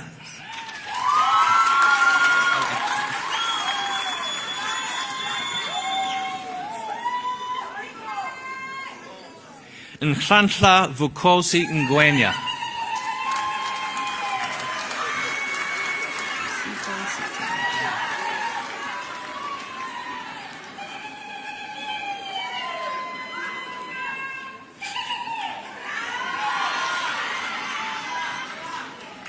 Zusipe Sitini Joy Nkala.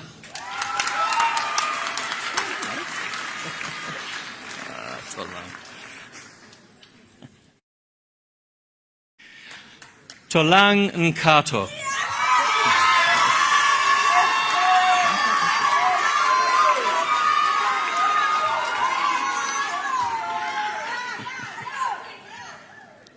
Sisonke Nkonki.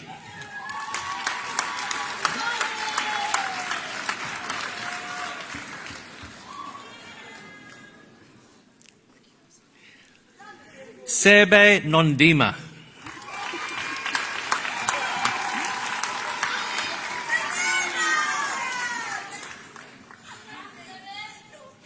Paige Sarah Norman.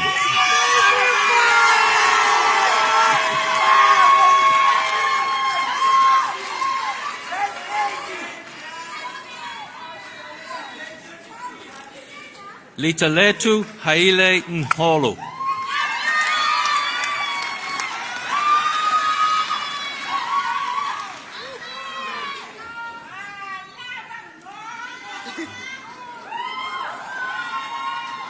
Silondiwe Nsele.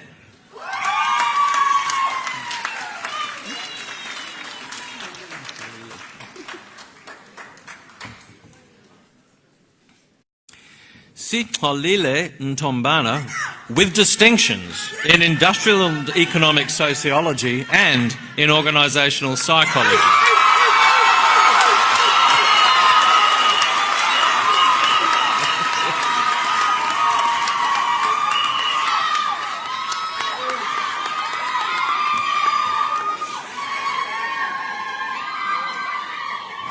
Mbali Rose Andesiwe Ntuli.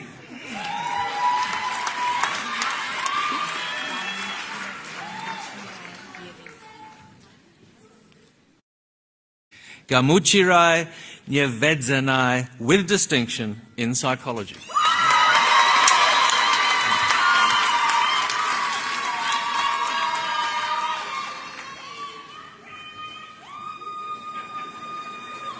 Apiwe Nondumiso Nzuza.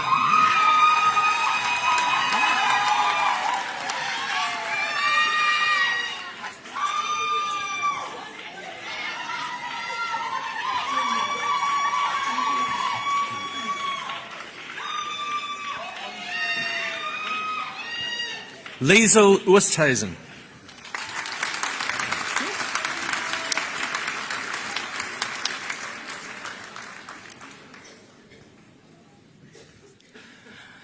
Perazzo Masha Perazza with distinction in psychology.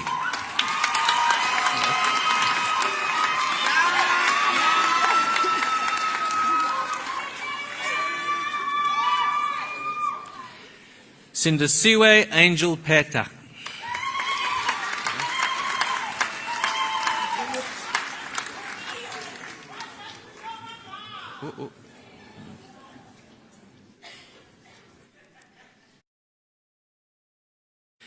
Pila Pulula.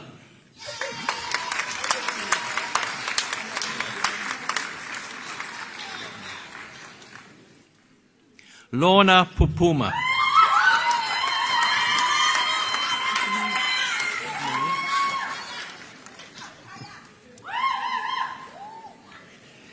Tiffany Edmerentia Randall.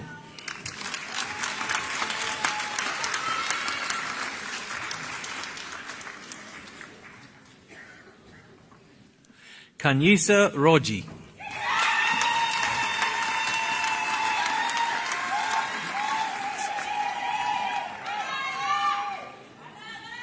Teboho Andile Sachikonye.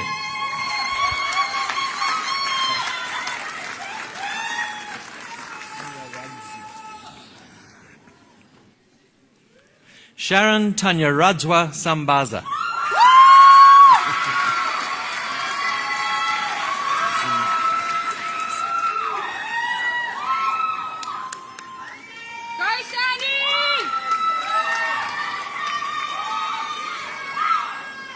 Zimkita Sani.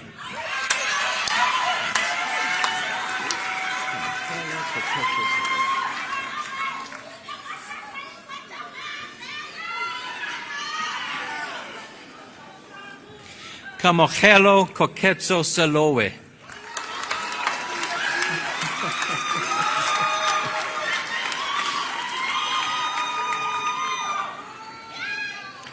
Grace Dimakatso Senakoane.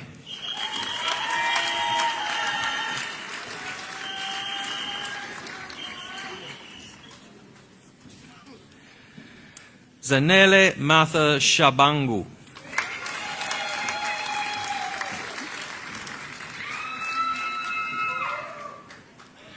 Lindelwa Sharon Shakoane.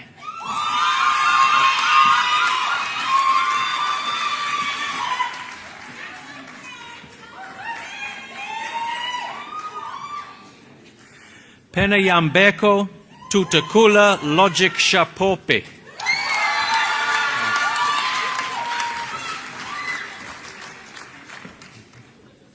Kennedy Kuzwayo Semango.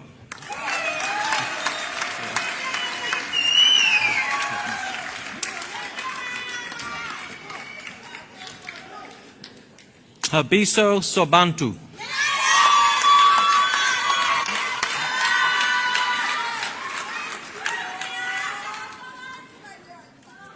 Asanda Sotewu.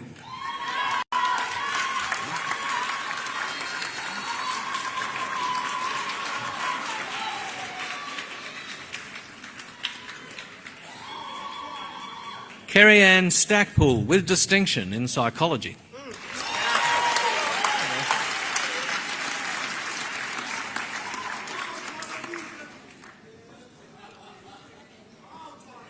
Fezeka Asande Twala.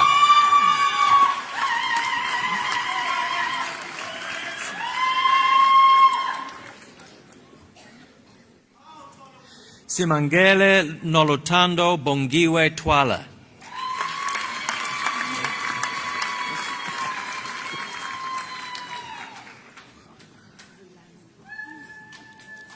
Rolani Realobocha Tlakula.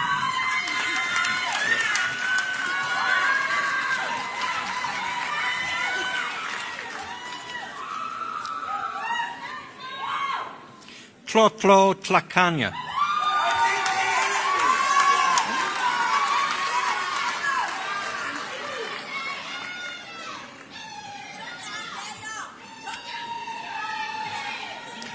Lulibo Toto.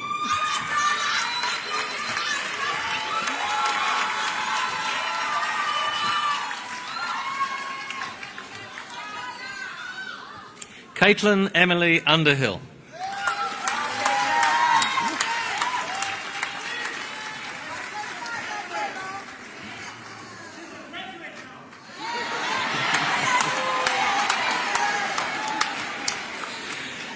Angus William Michael Usher.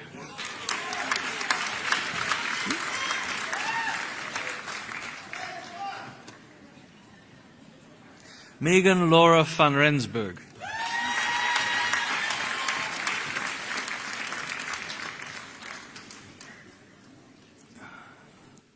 Nelisa Velapi.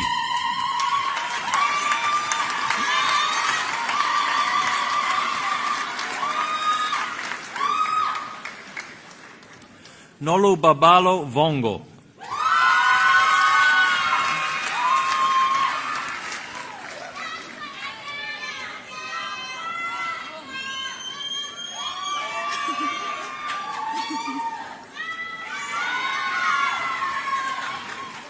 Donica Jasmine Walton with distinction in psychology.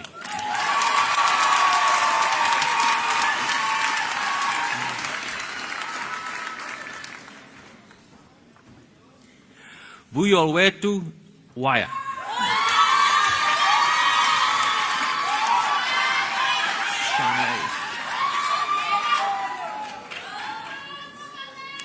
Shanae Lisa, hang on. Shanae Lisa Willard.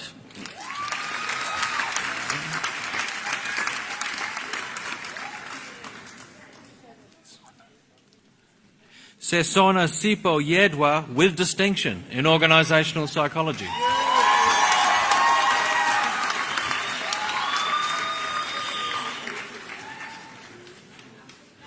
Zozuko Zatu.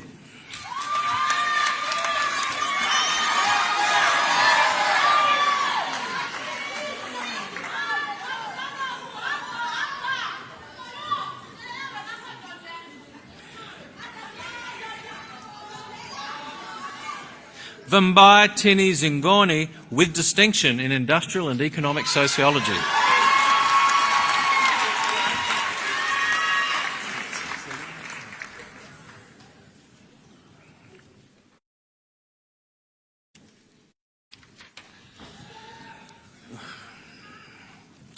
Mr. Chancellor, I have the honour to request you to confer the degree of Bachelor of Arts with Honours on the following candidates.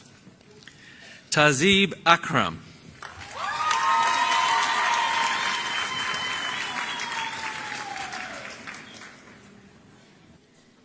Flavia Beata Balios with distinction in psychology.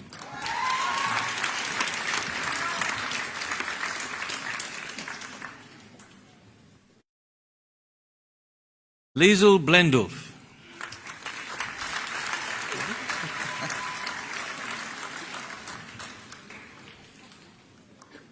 Jody Blum.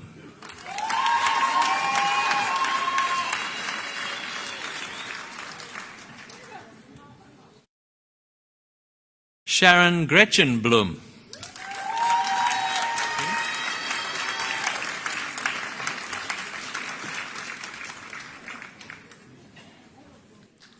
Simon Russell Blunn.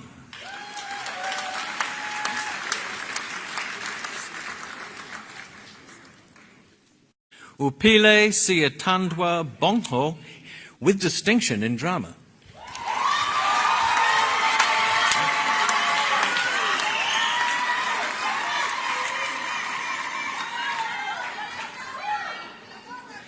Tristan Martin Britz.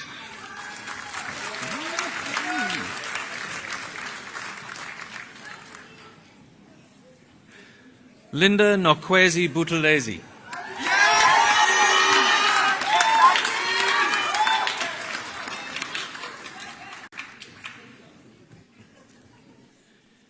Cholwe Abigail Chioka.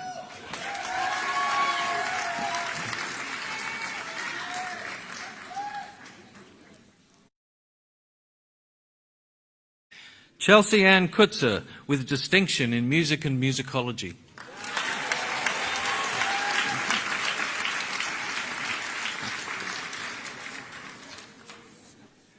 Kai Ben Crampton.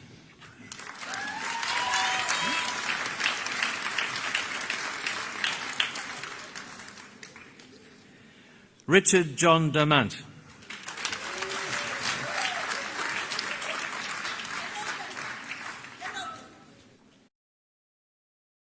Zico Dana.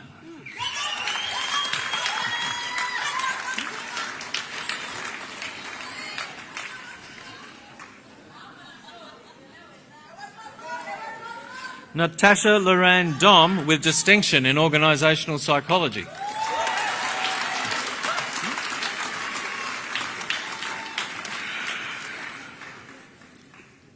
Lewis William Dwyer.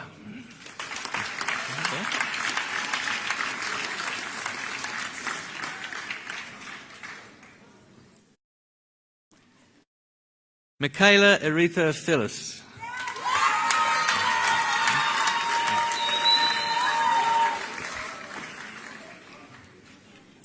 Jared Matthew Futcher.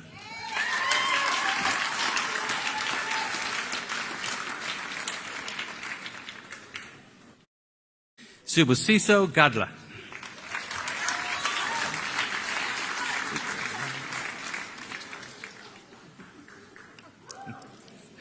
Zuko Luyanda Hadavama.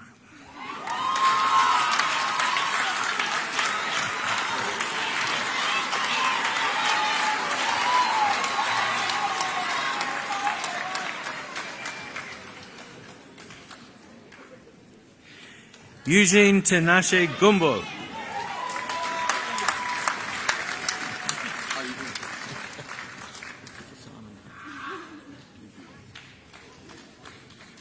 Christopher Simon Hale.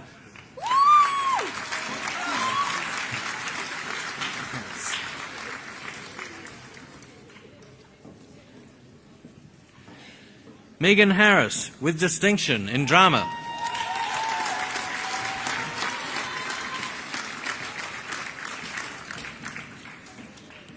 Gemma May Hartley with distinction in political and international studies.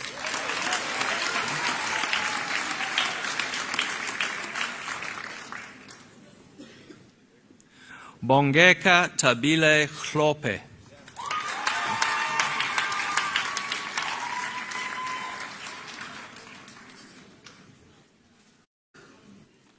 Lungile Chlungwani.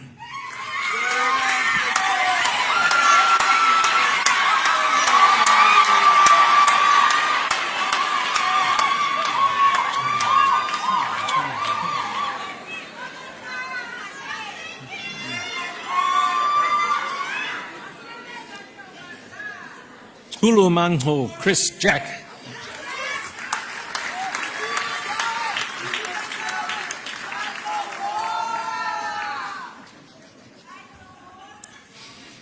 Charlene Angeline Jackson.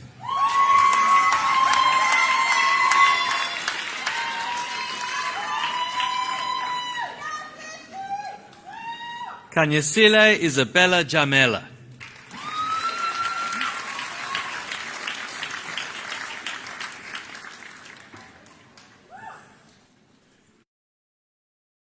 Sipasicle January.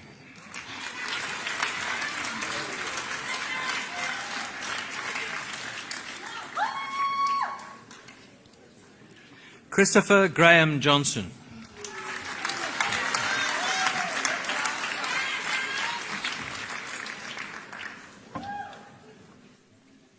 Samantha Sue Johnson with distinction in psychology.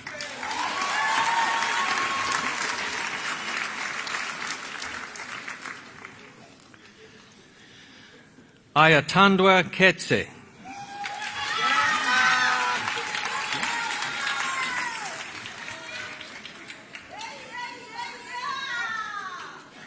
Nyo Letoalo.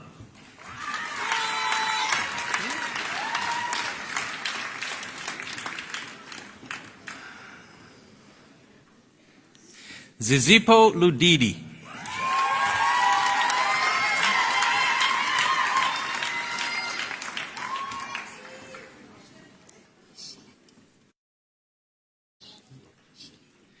Shilatelo Mabasa.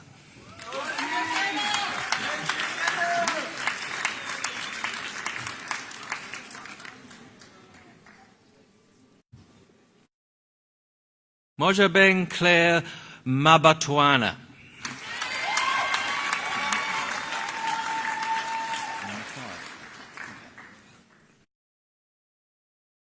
Danielle Louise McKay with distinction in classics.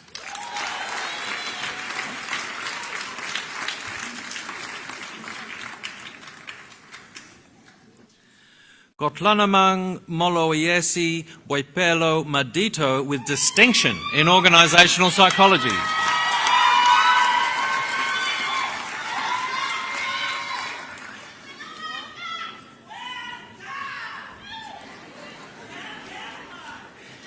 Yandisa Madlala.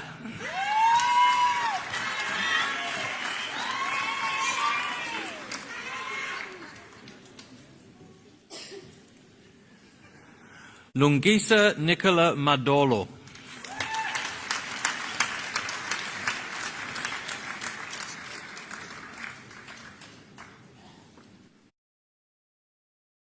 Sandasiwe Sandra Mafalala.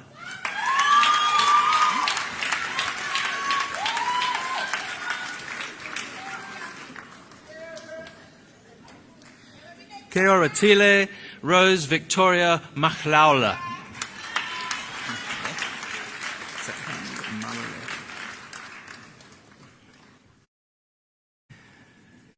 Tsakane Maluleke.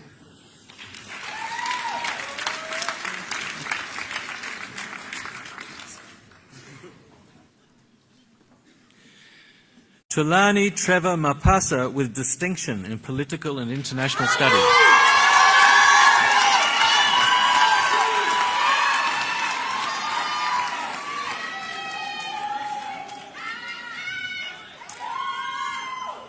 Zayanda Maseko.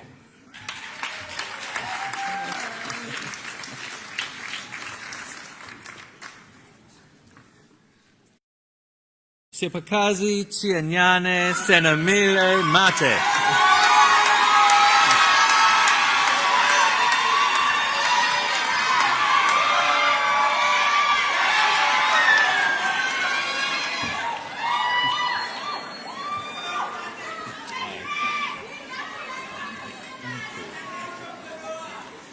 Mpo Kanya Notolo Matros.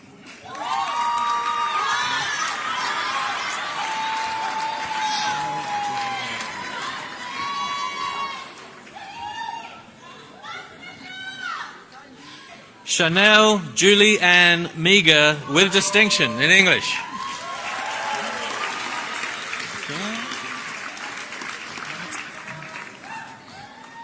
Banati Mhoboka.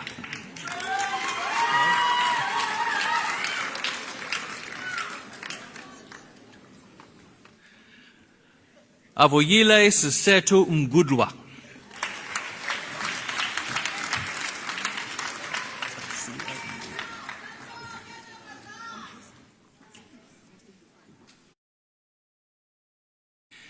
Tabsile Ngwili.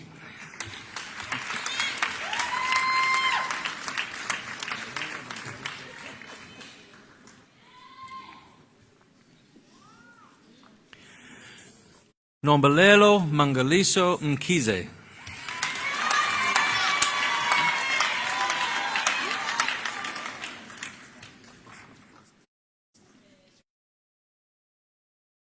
Zoyesile Mkonto.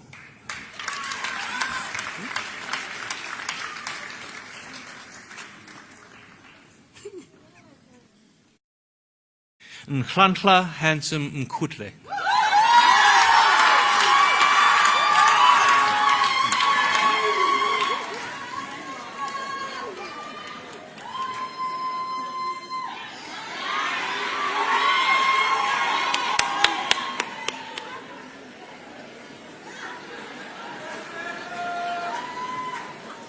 Isabel Moyer with distinction in linguistics and applied language studies.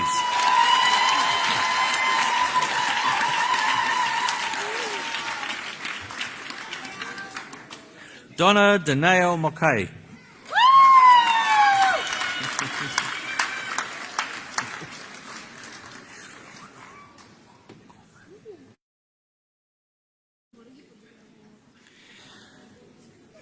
Le Flogonolo Molokome.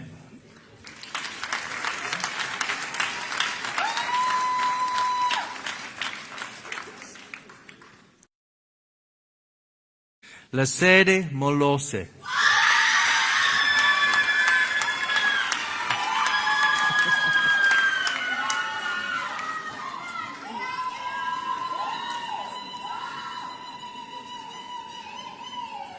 Colafelo Moloto.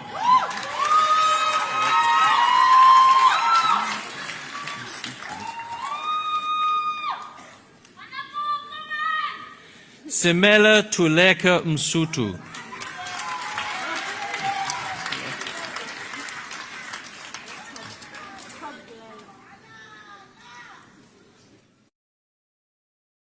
Tobile Mtetwa.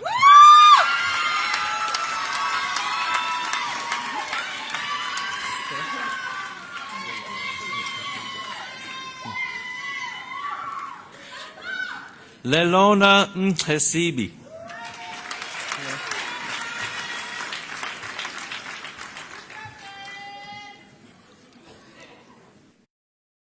Tyler Naumann.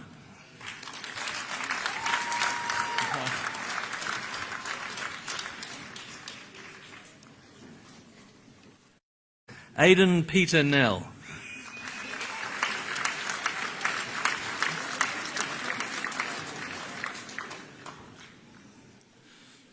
Hubeko Ngubo.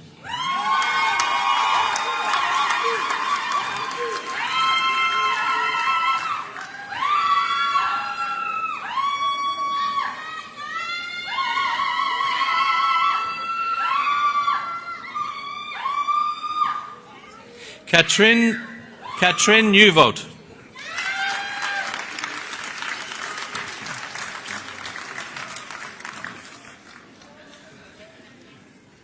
Declan Mark Nish.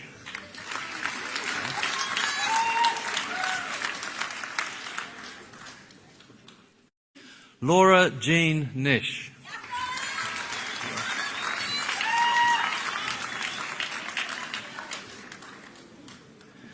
Zondalela Njaba.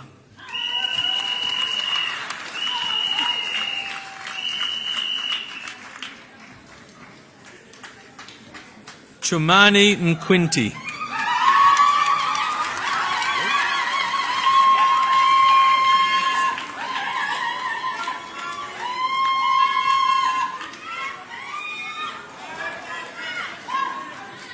Kavui Nsenduluka.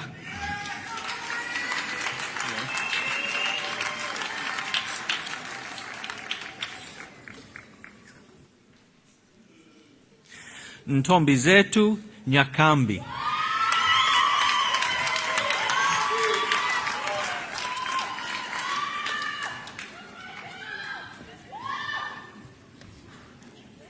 Marshal Tito Nyaungwa.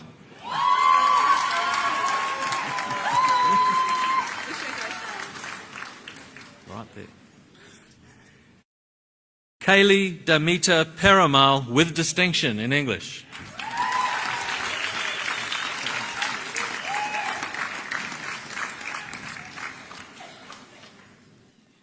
Pila Vuyiseka Paliso.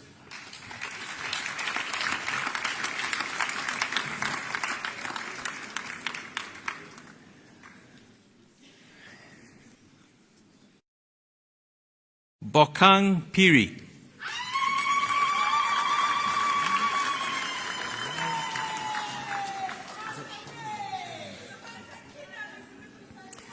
Molela Calvin Shane Piri.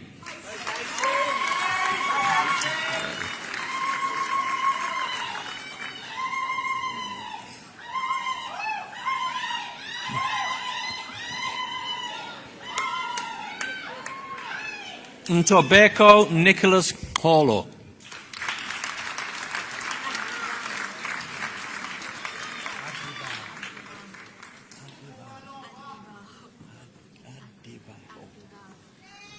Okay, I think I've got this. Adivaho, Florence Ramaite.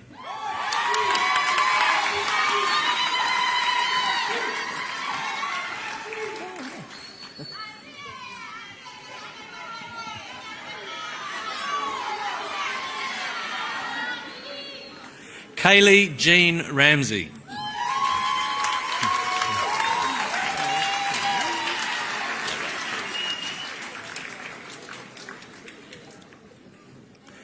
Lerato Rachefola.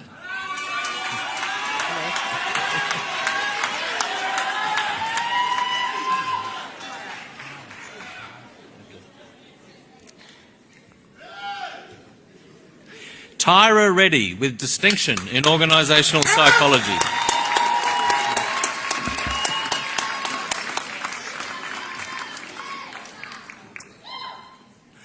Bryce Mark Rennie.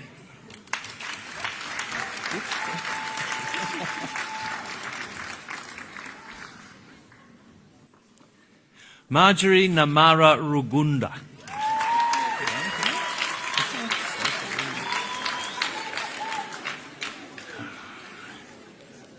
Sasha Lee Shafley, with distinction in German Studies, Linguistics and Applied Language Studies.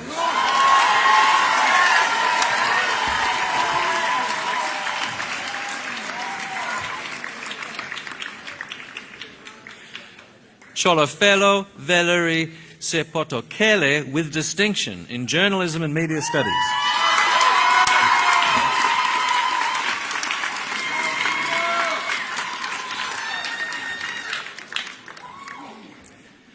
Guinevere Philippa Shapiro, with distinction in Literary Studies in English.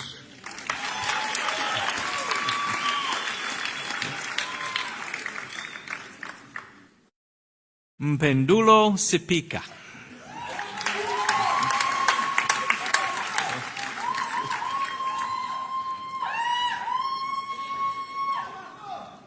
Amanda Sitole.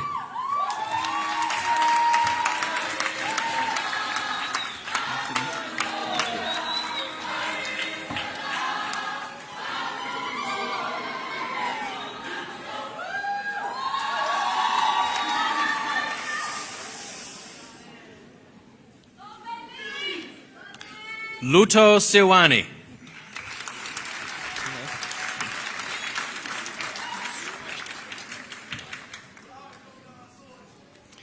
Yolanda Sorgi.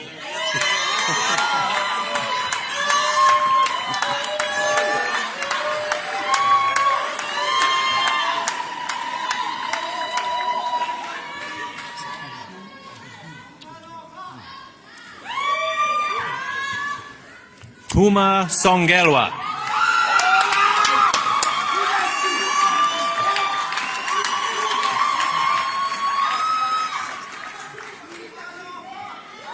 Simone Suter.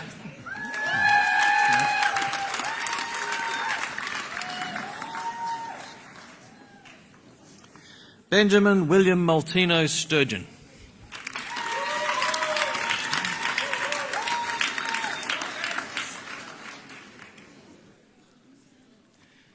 James Nicholas Edwin Salter, with distinction in Ancient Greek.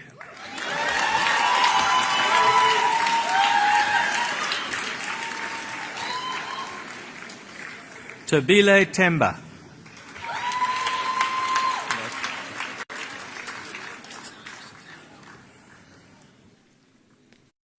Alexandra Susanna Thompson.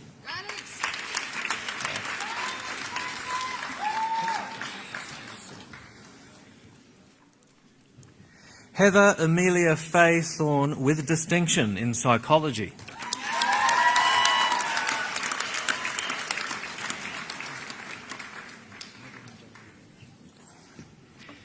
Megan J. Vetch.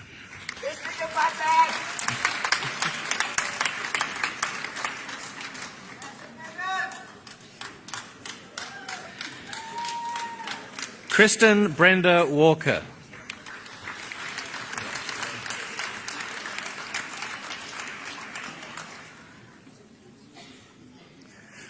Lloyd Mutunga Wambua.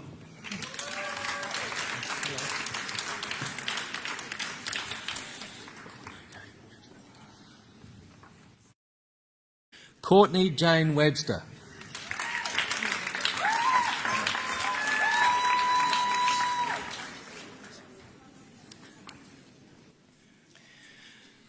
John Stephen Edward Wilson.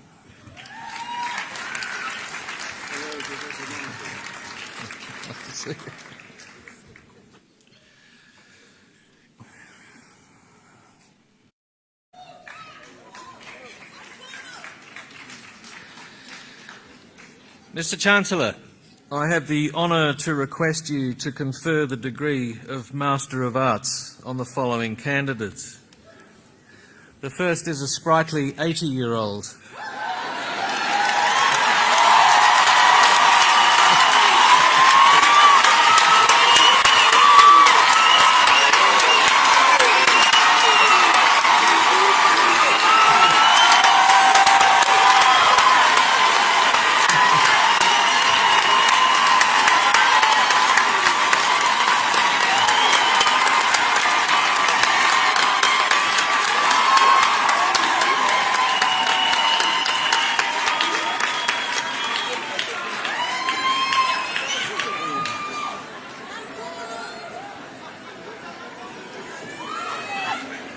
Who said education was wasted on the young? And his name is David Martin Allison, in anthropology.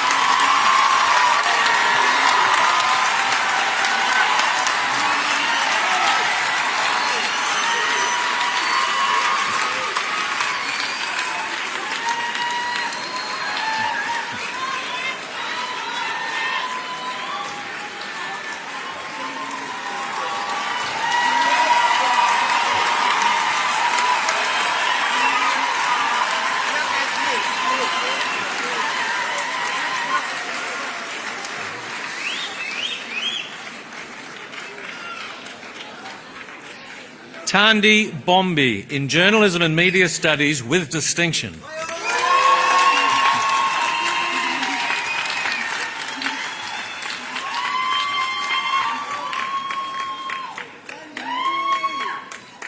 Jennifer Bryson, in Drama with distinction.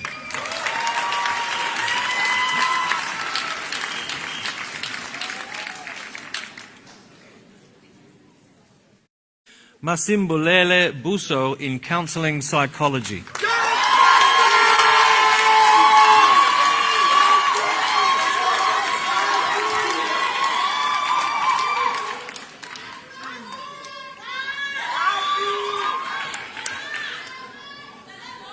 Tatenda Chatikobo, in Journalism and Media Studies.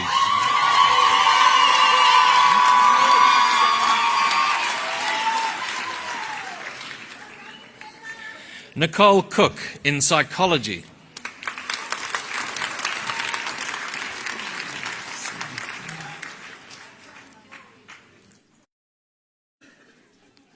Siamtanda Irabagiza Delinga, in Literary Studies in English.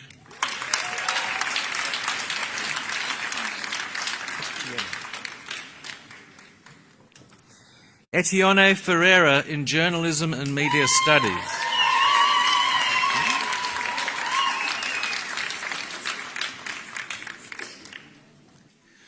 Oriole Megan Friedemann, in Literary Studies in English.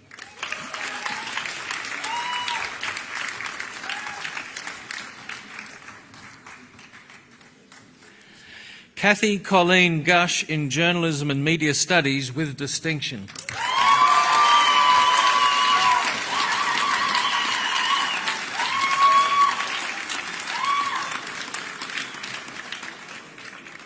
Colette Hamann, in Clinical Psychology with distinction.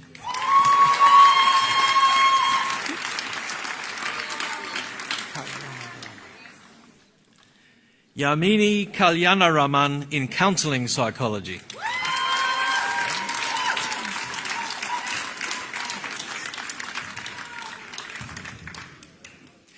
Jennifer Lynn Katz, in Linguistics and Applied Language Studies.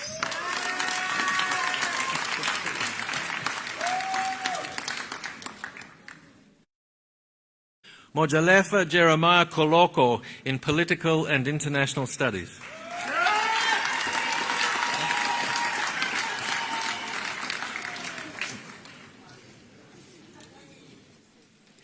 Bryony Gwyneth Kramer, in Clinical Psychology.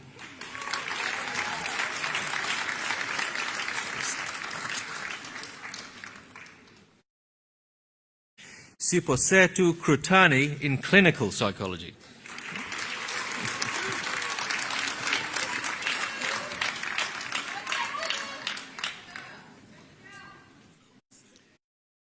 Gina Florence Cookard in creative writing with distinction.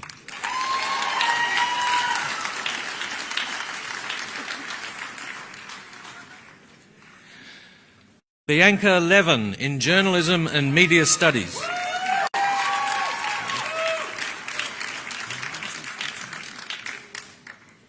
Nolwazi Fortunate Machi in creative writing.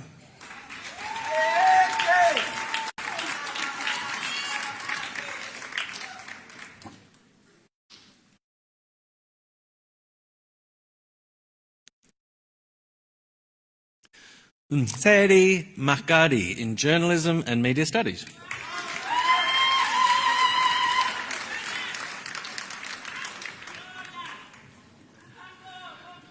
Obakeng Tato Precious Machali in counselling psychology.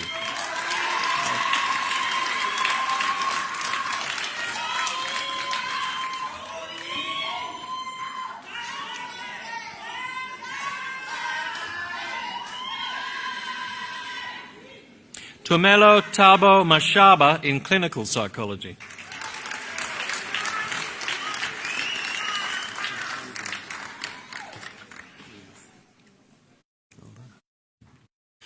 Joshua Matanzima in anthropology with distinction.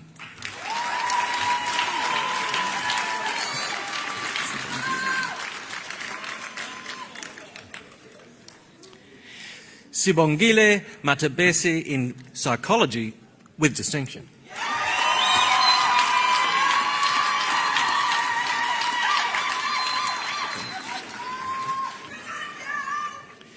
Dolly Yolanda Mataba in clinical psychology.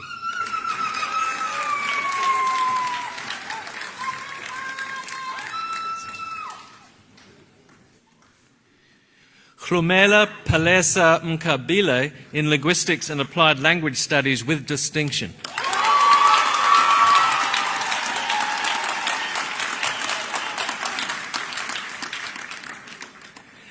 Happy Mulalani in journalism and media studies.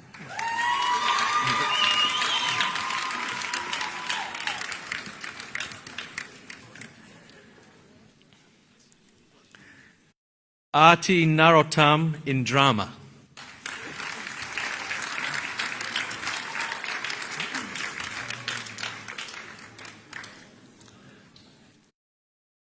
Ayobalela Nhelwane in creative writing.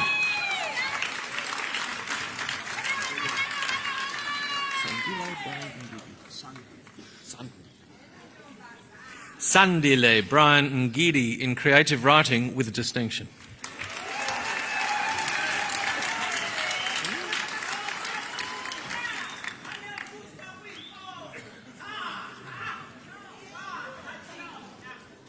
Throni Nshinga in sociology.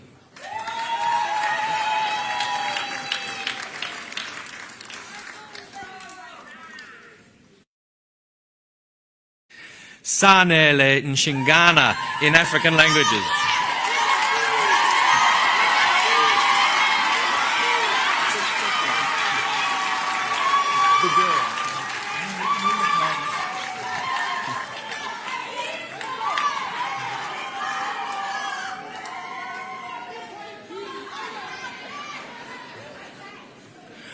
Andre Jesus Nunez Lajos Bergera in creative writing with distinction.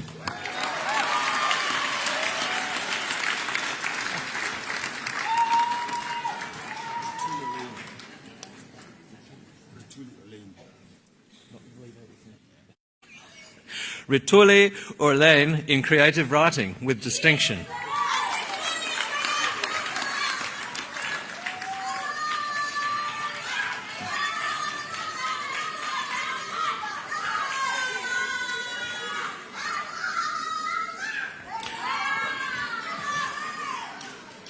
Onaletata Oteng in philosophy.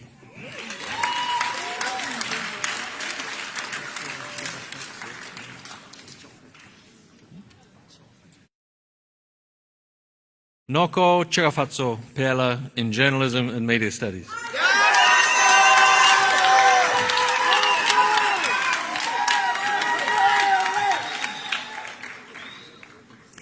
Pierre Perrault in Drama with Distinction.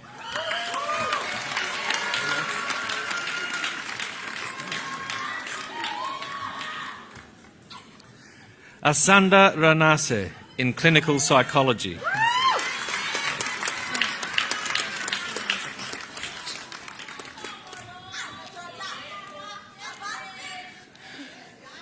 Babalwa Khesha in African Languages with Distinction.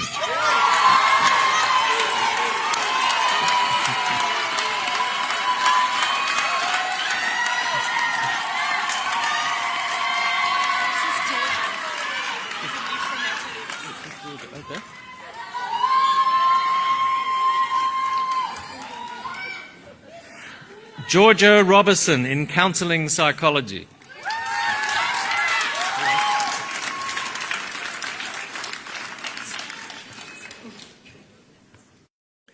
Heather Lillian Robertson in Journalism and Media Studies with Distinction.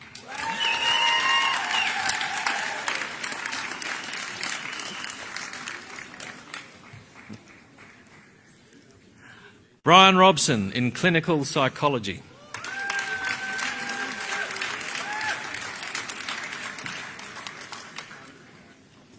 Tafadzwa Irene Sachikonye in Development Studies.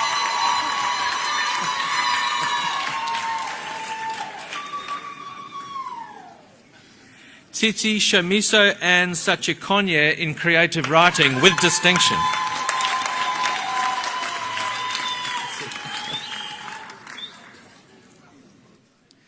Sandile Nokai Saki in Creative Writing.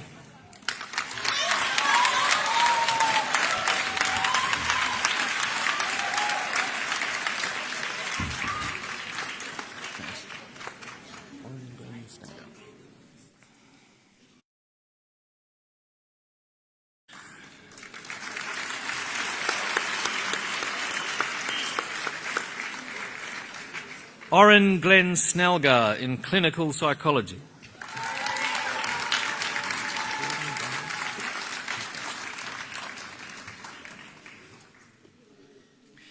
Jordan Daniel Steer in Literary Studies in English with Distinction.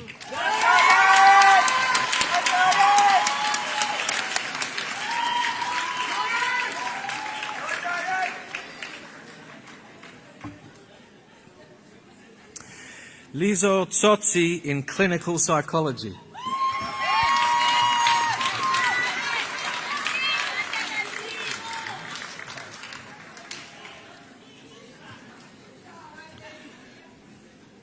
Francois Weich in History.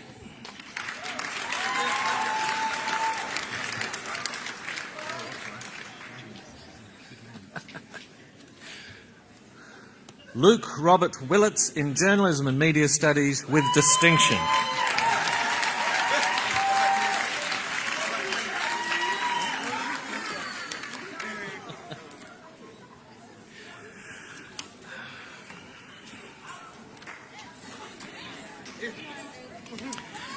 Come here. Mr. Chancellor, I have the honour to request you to confer the degree of Doctor of Philosophy.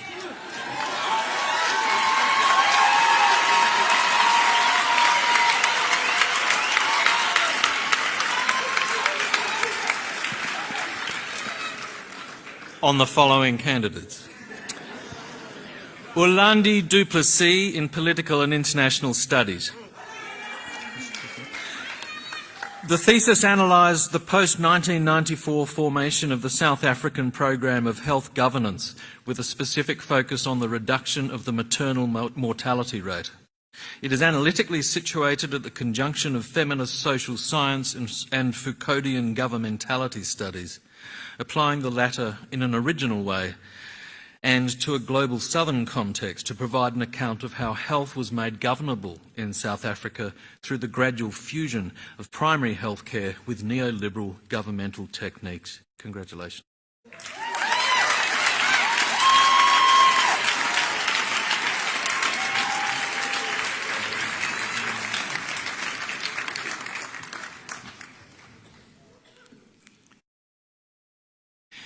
Jenny Bozina Duprier in Literary Studies in English. The thesis examines how contemporary women-authored short stories from Africa depict queer sexualities and genders.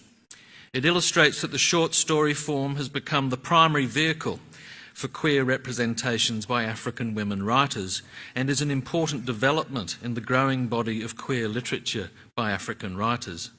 Using an intersectional lens, this thesis explores four main themes in this literary formation: history, family, religion, and the erotic.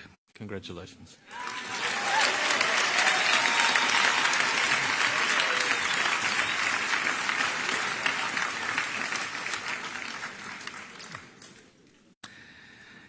Iyad Ali Mohammed Issa in Linguistics and Applied Language Studies.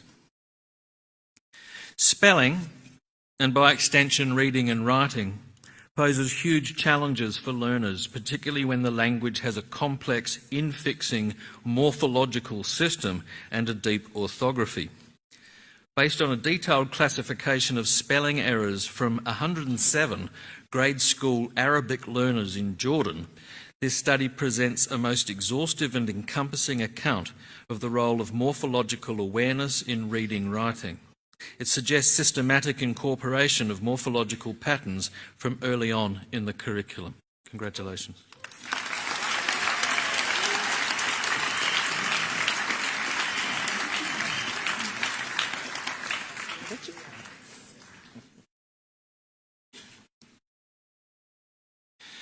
Joy Ifeanyechukwu Joseph in French Studies. On one hand, the study has demonstrated through literary writing how hegemonic and marginalised forms of masculinity are the dominant forms of masculinity in West Africa, having negative effects not only on women but also on West African society in general. On the other hand, the study has integrated the analysis of social change with respect to the theory of Stiwanism, that is, social transformation, including women in Africa. Congratulations.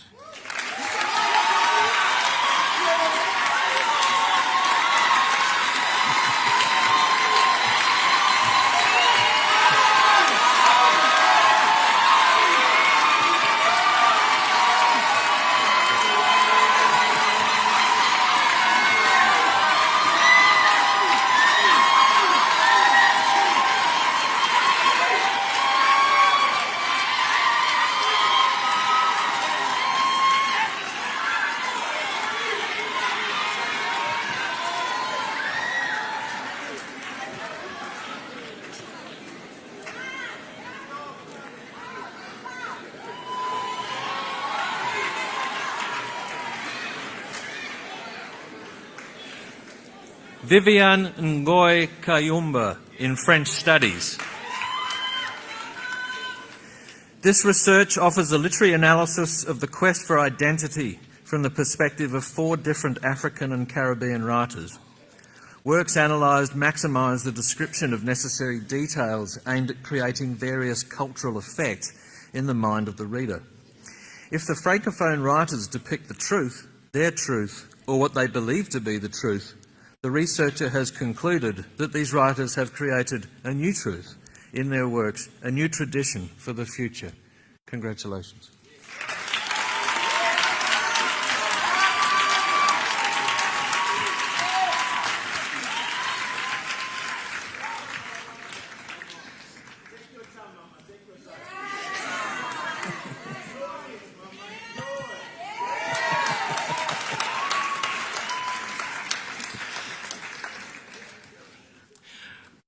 Bernard Kusena in History. This thesis examines the role of the state and non-governmental organisations in dealing with food security in the Mutare district, Zimbabwe, since the late 1940s. The author illustrates the contestations between the state and its rural people in terms of how to deal with periodic famine, issues of access to food and sustainable rural development. Since the 1940s, successive political regimes have used food as a political weapon to bring the rural poor under control. This, the author argues, lays at the heart of the problem of food security in Zimbabwe. Congratulations.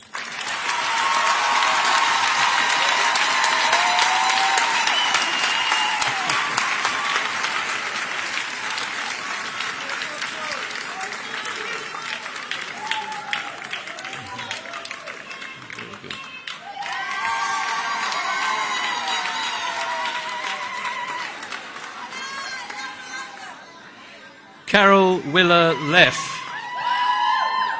in Literary Studies in English. As a reassessment of the Afropolitan and of the flaneur, Leff's thesis offers an analysis of 12 African and African diasporic novels set in cities that include Johannesburg, Cape Town, Lagos, London, Paris and New York. By problematising the binaries of local-global, national-transnational, black-white, slum, paradise, this thesis addresses issues of belonging or not belonging and gestures towards new ways of understanding what it means to be an African in the world. Congratulations.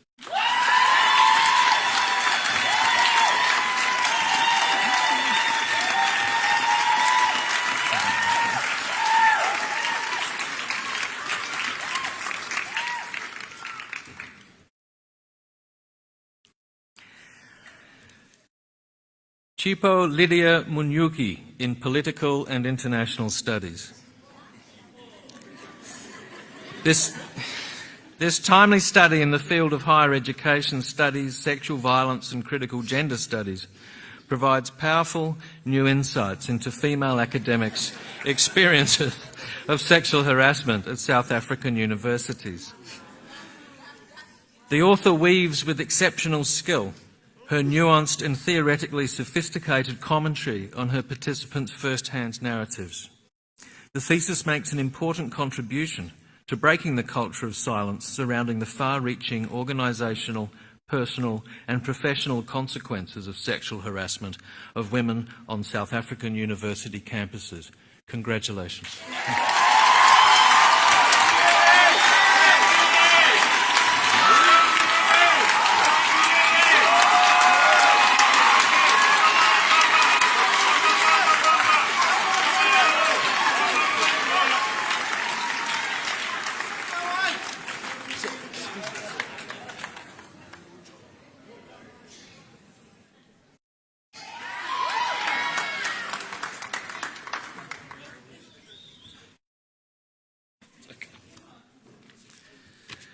Sorry about this.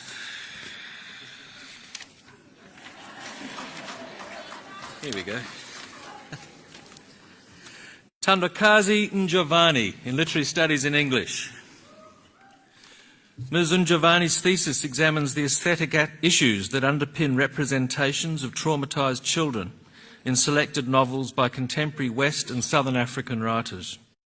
Her research constitutes an important contribution to current debates on the need to decolonise trauma theory since, rather than dismissing such theory as irrelevant, she establishes a dialogue between its normative Euro-American terms and selected authors' representations of traumatised children's modes of survival in the post-colony. Congratulations, Thando.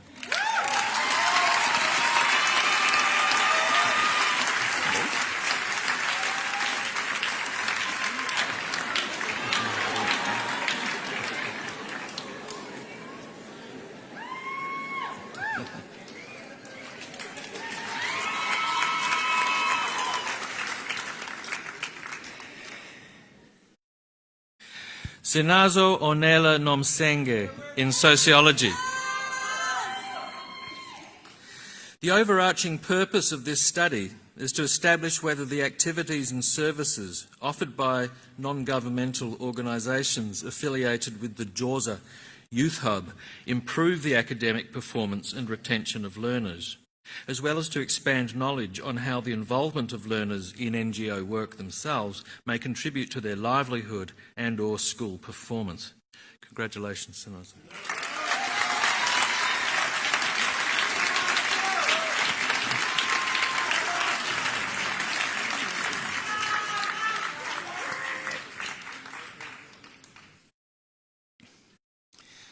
Craig John Patterson in history. It's true. The thesis, Dr. Patterson's thesis examines, almost Dr. Patterson, examines the development of a horse racing sport, Umdiaho Wamahashe, as it is practiced in the former Bantustans of the Eastern Cape. Using ethnographic, fragmented archival and oral sources, the author argues that horse racing is derived from a pre-colonial cattle racing tradition. A collusion of environmental pressures and colonial responses to them made the continuation of this tradition impossible. Horses came to take on a symbol set of masculine power and of growing up. Congratulations.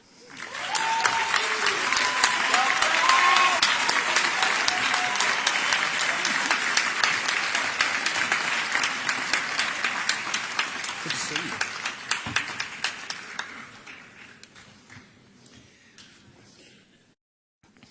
Mvuzo Ponono in Journalism and Media Studies. This study examined why young black men in Xhosa chose to ignore the mainstream media scandal about President Jacob Zuma's illicit use of tax money and still vote for the ANC in 2014. The study found that in a context of high inequality, the party is still seen as a vehicle for social development. Therefore, what seemed to be a dubious undertaking or a vote for racial solidarity was in fact a calculated decision suited to its context. Congratulations.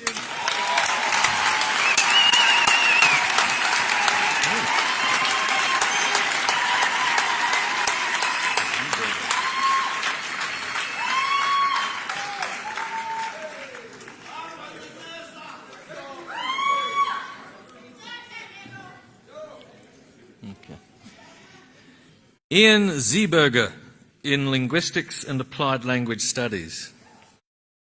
The thesis analyses the ways in which language is used in the Daily Sun to build readers' political knowledge. In it, the author develops innovative new tools of analysis, drawing on theories from linguistics and the sociology of education. The thesis finds that the newspaper's coverage may work to reinforce distrust in politicians and parties. By contrast, it recommends various initiatives to stimulate inclusive discussions on the country's political future. Congratulations.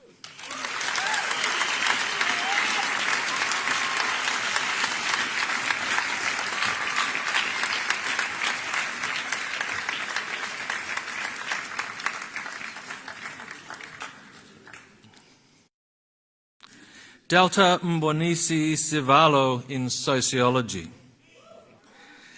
The thesis examines social accountability, citizen participation and urban governance in the metropolitan centre of Bulawayo in contemporary Zimbabwe.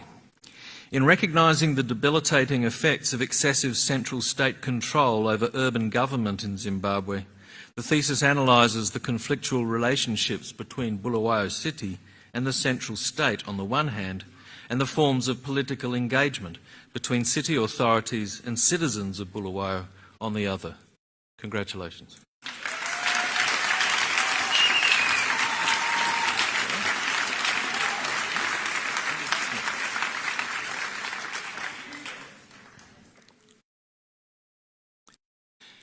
Jade Smith in Linguistics and Applied Language Studies.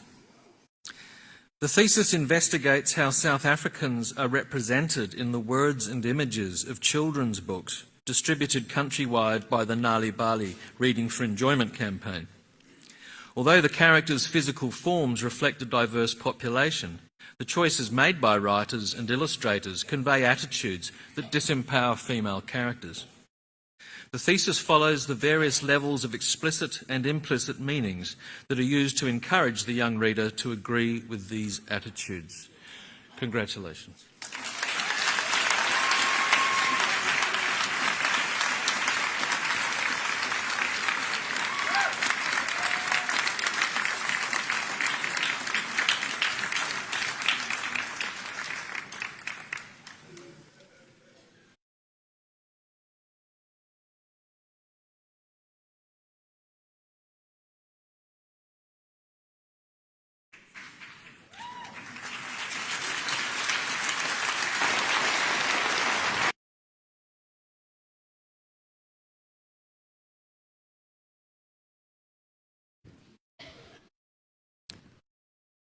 I also confer degrees on those candidates named in the program who are in absentia.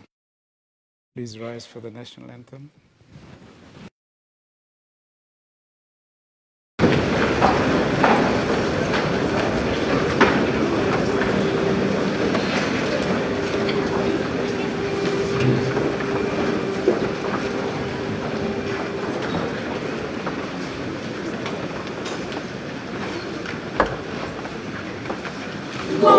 Sigeleli Africa, Marumbaganisu Honorayo, Israelitana Zoyetu, Mosi Sigelela Tina, Lusaborayo, Murena Buluga Sichasa.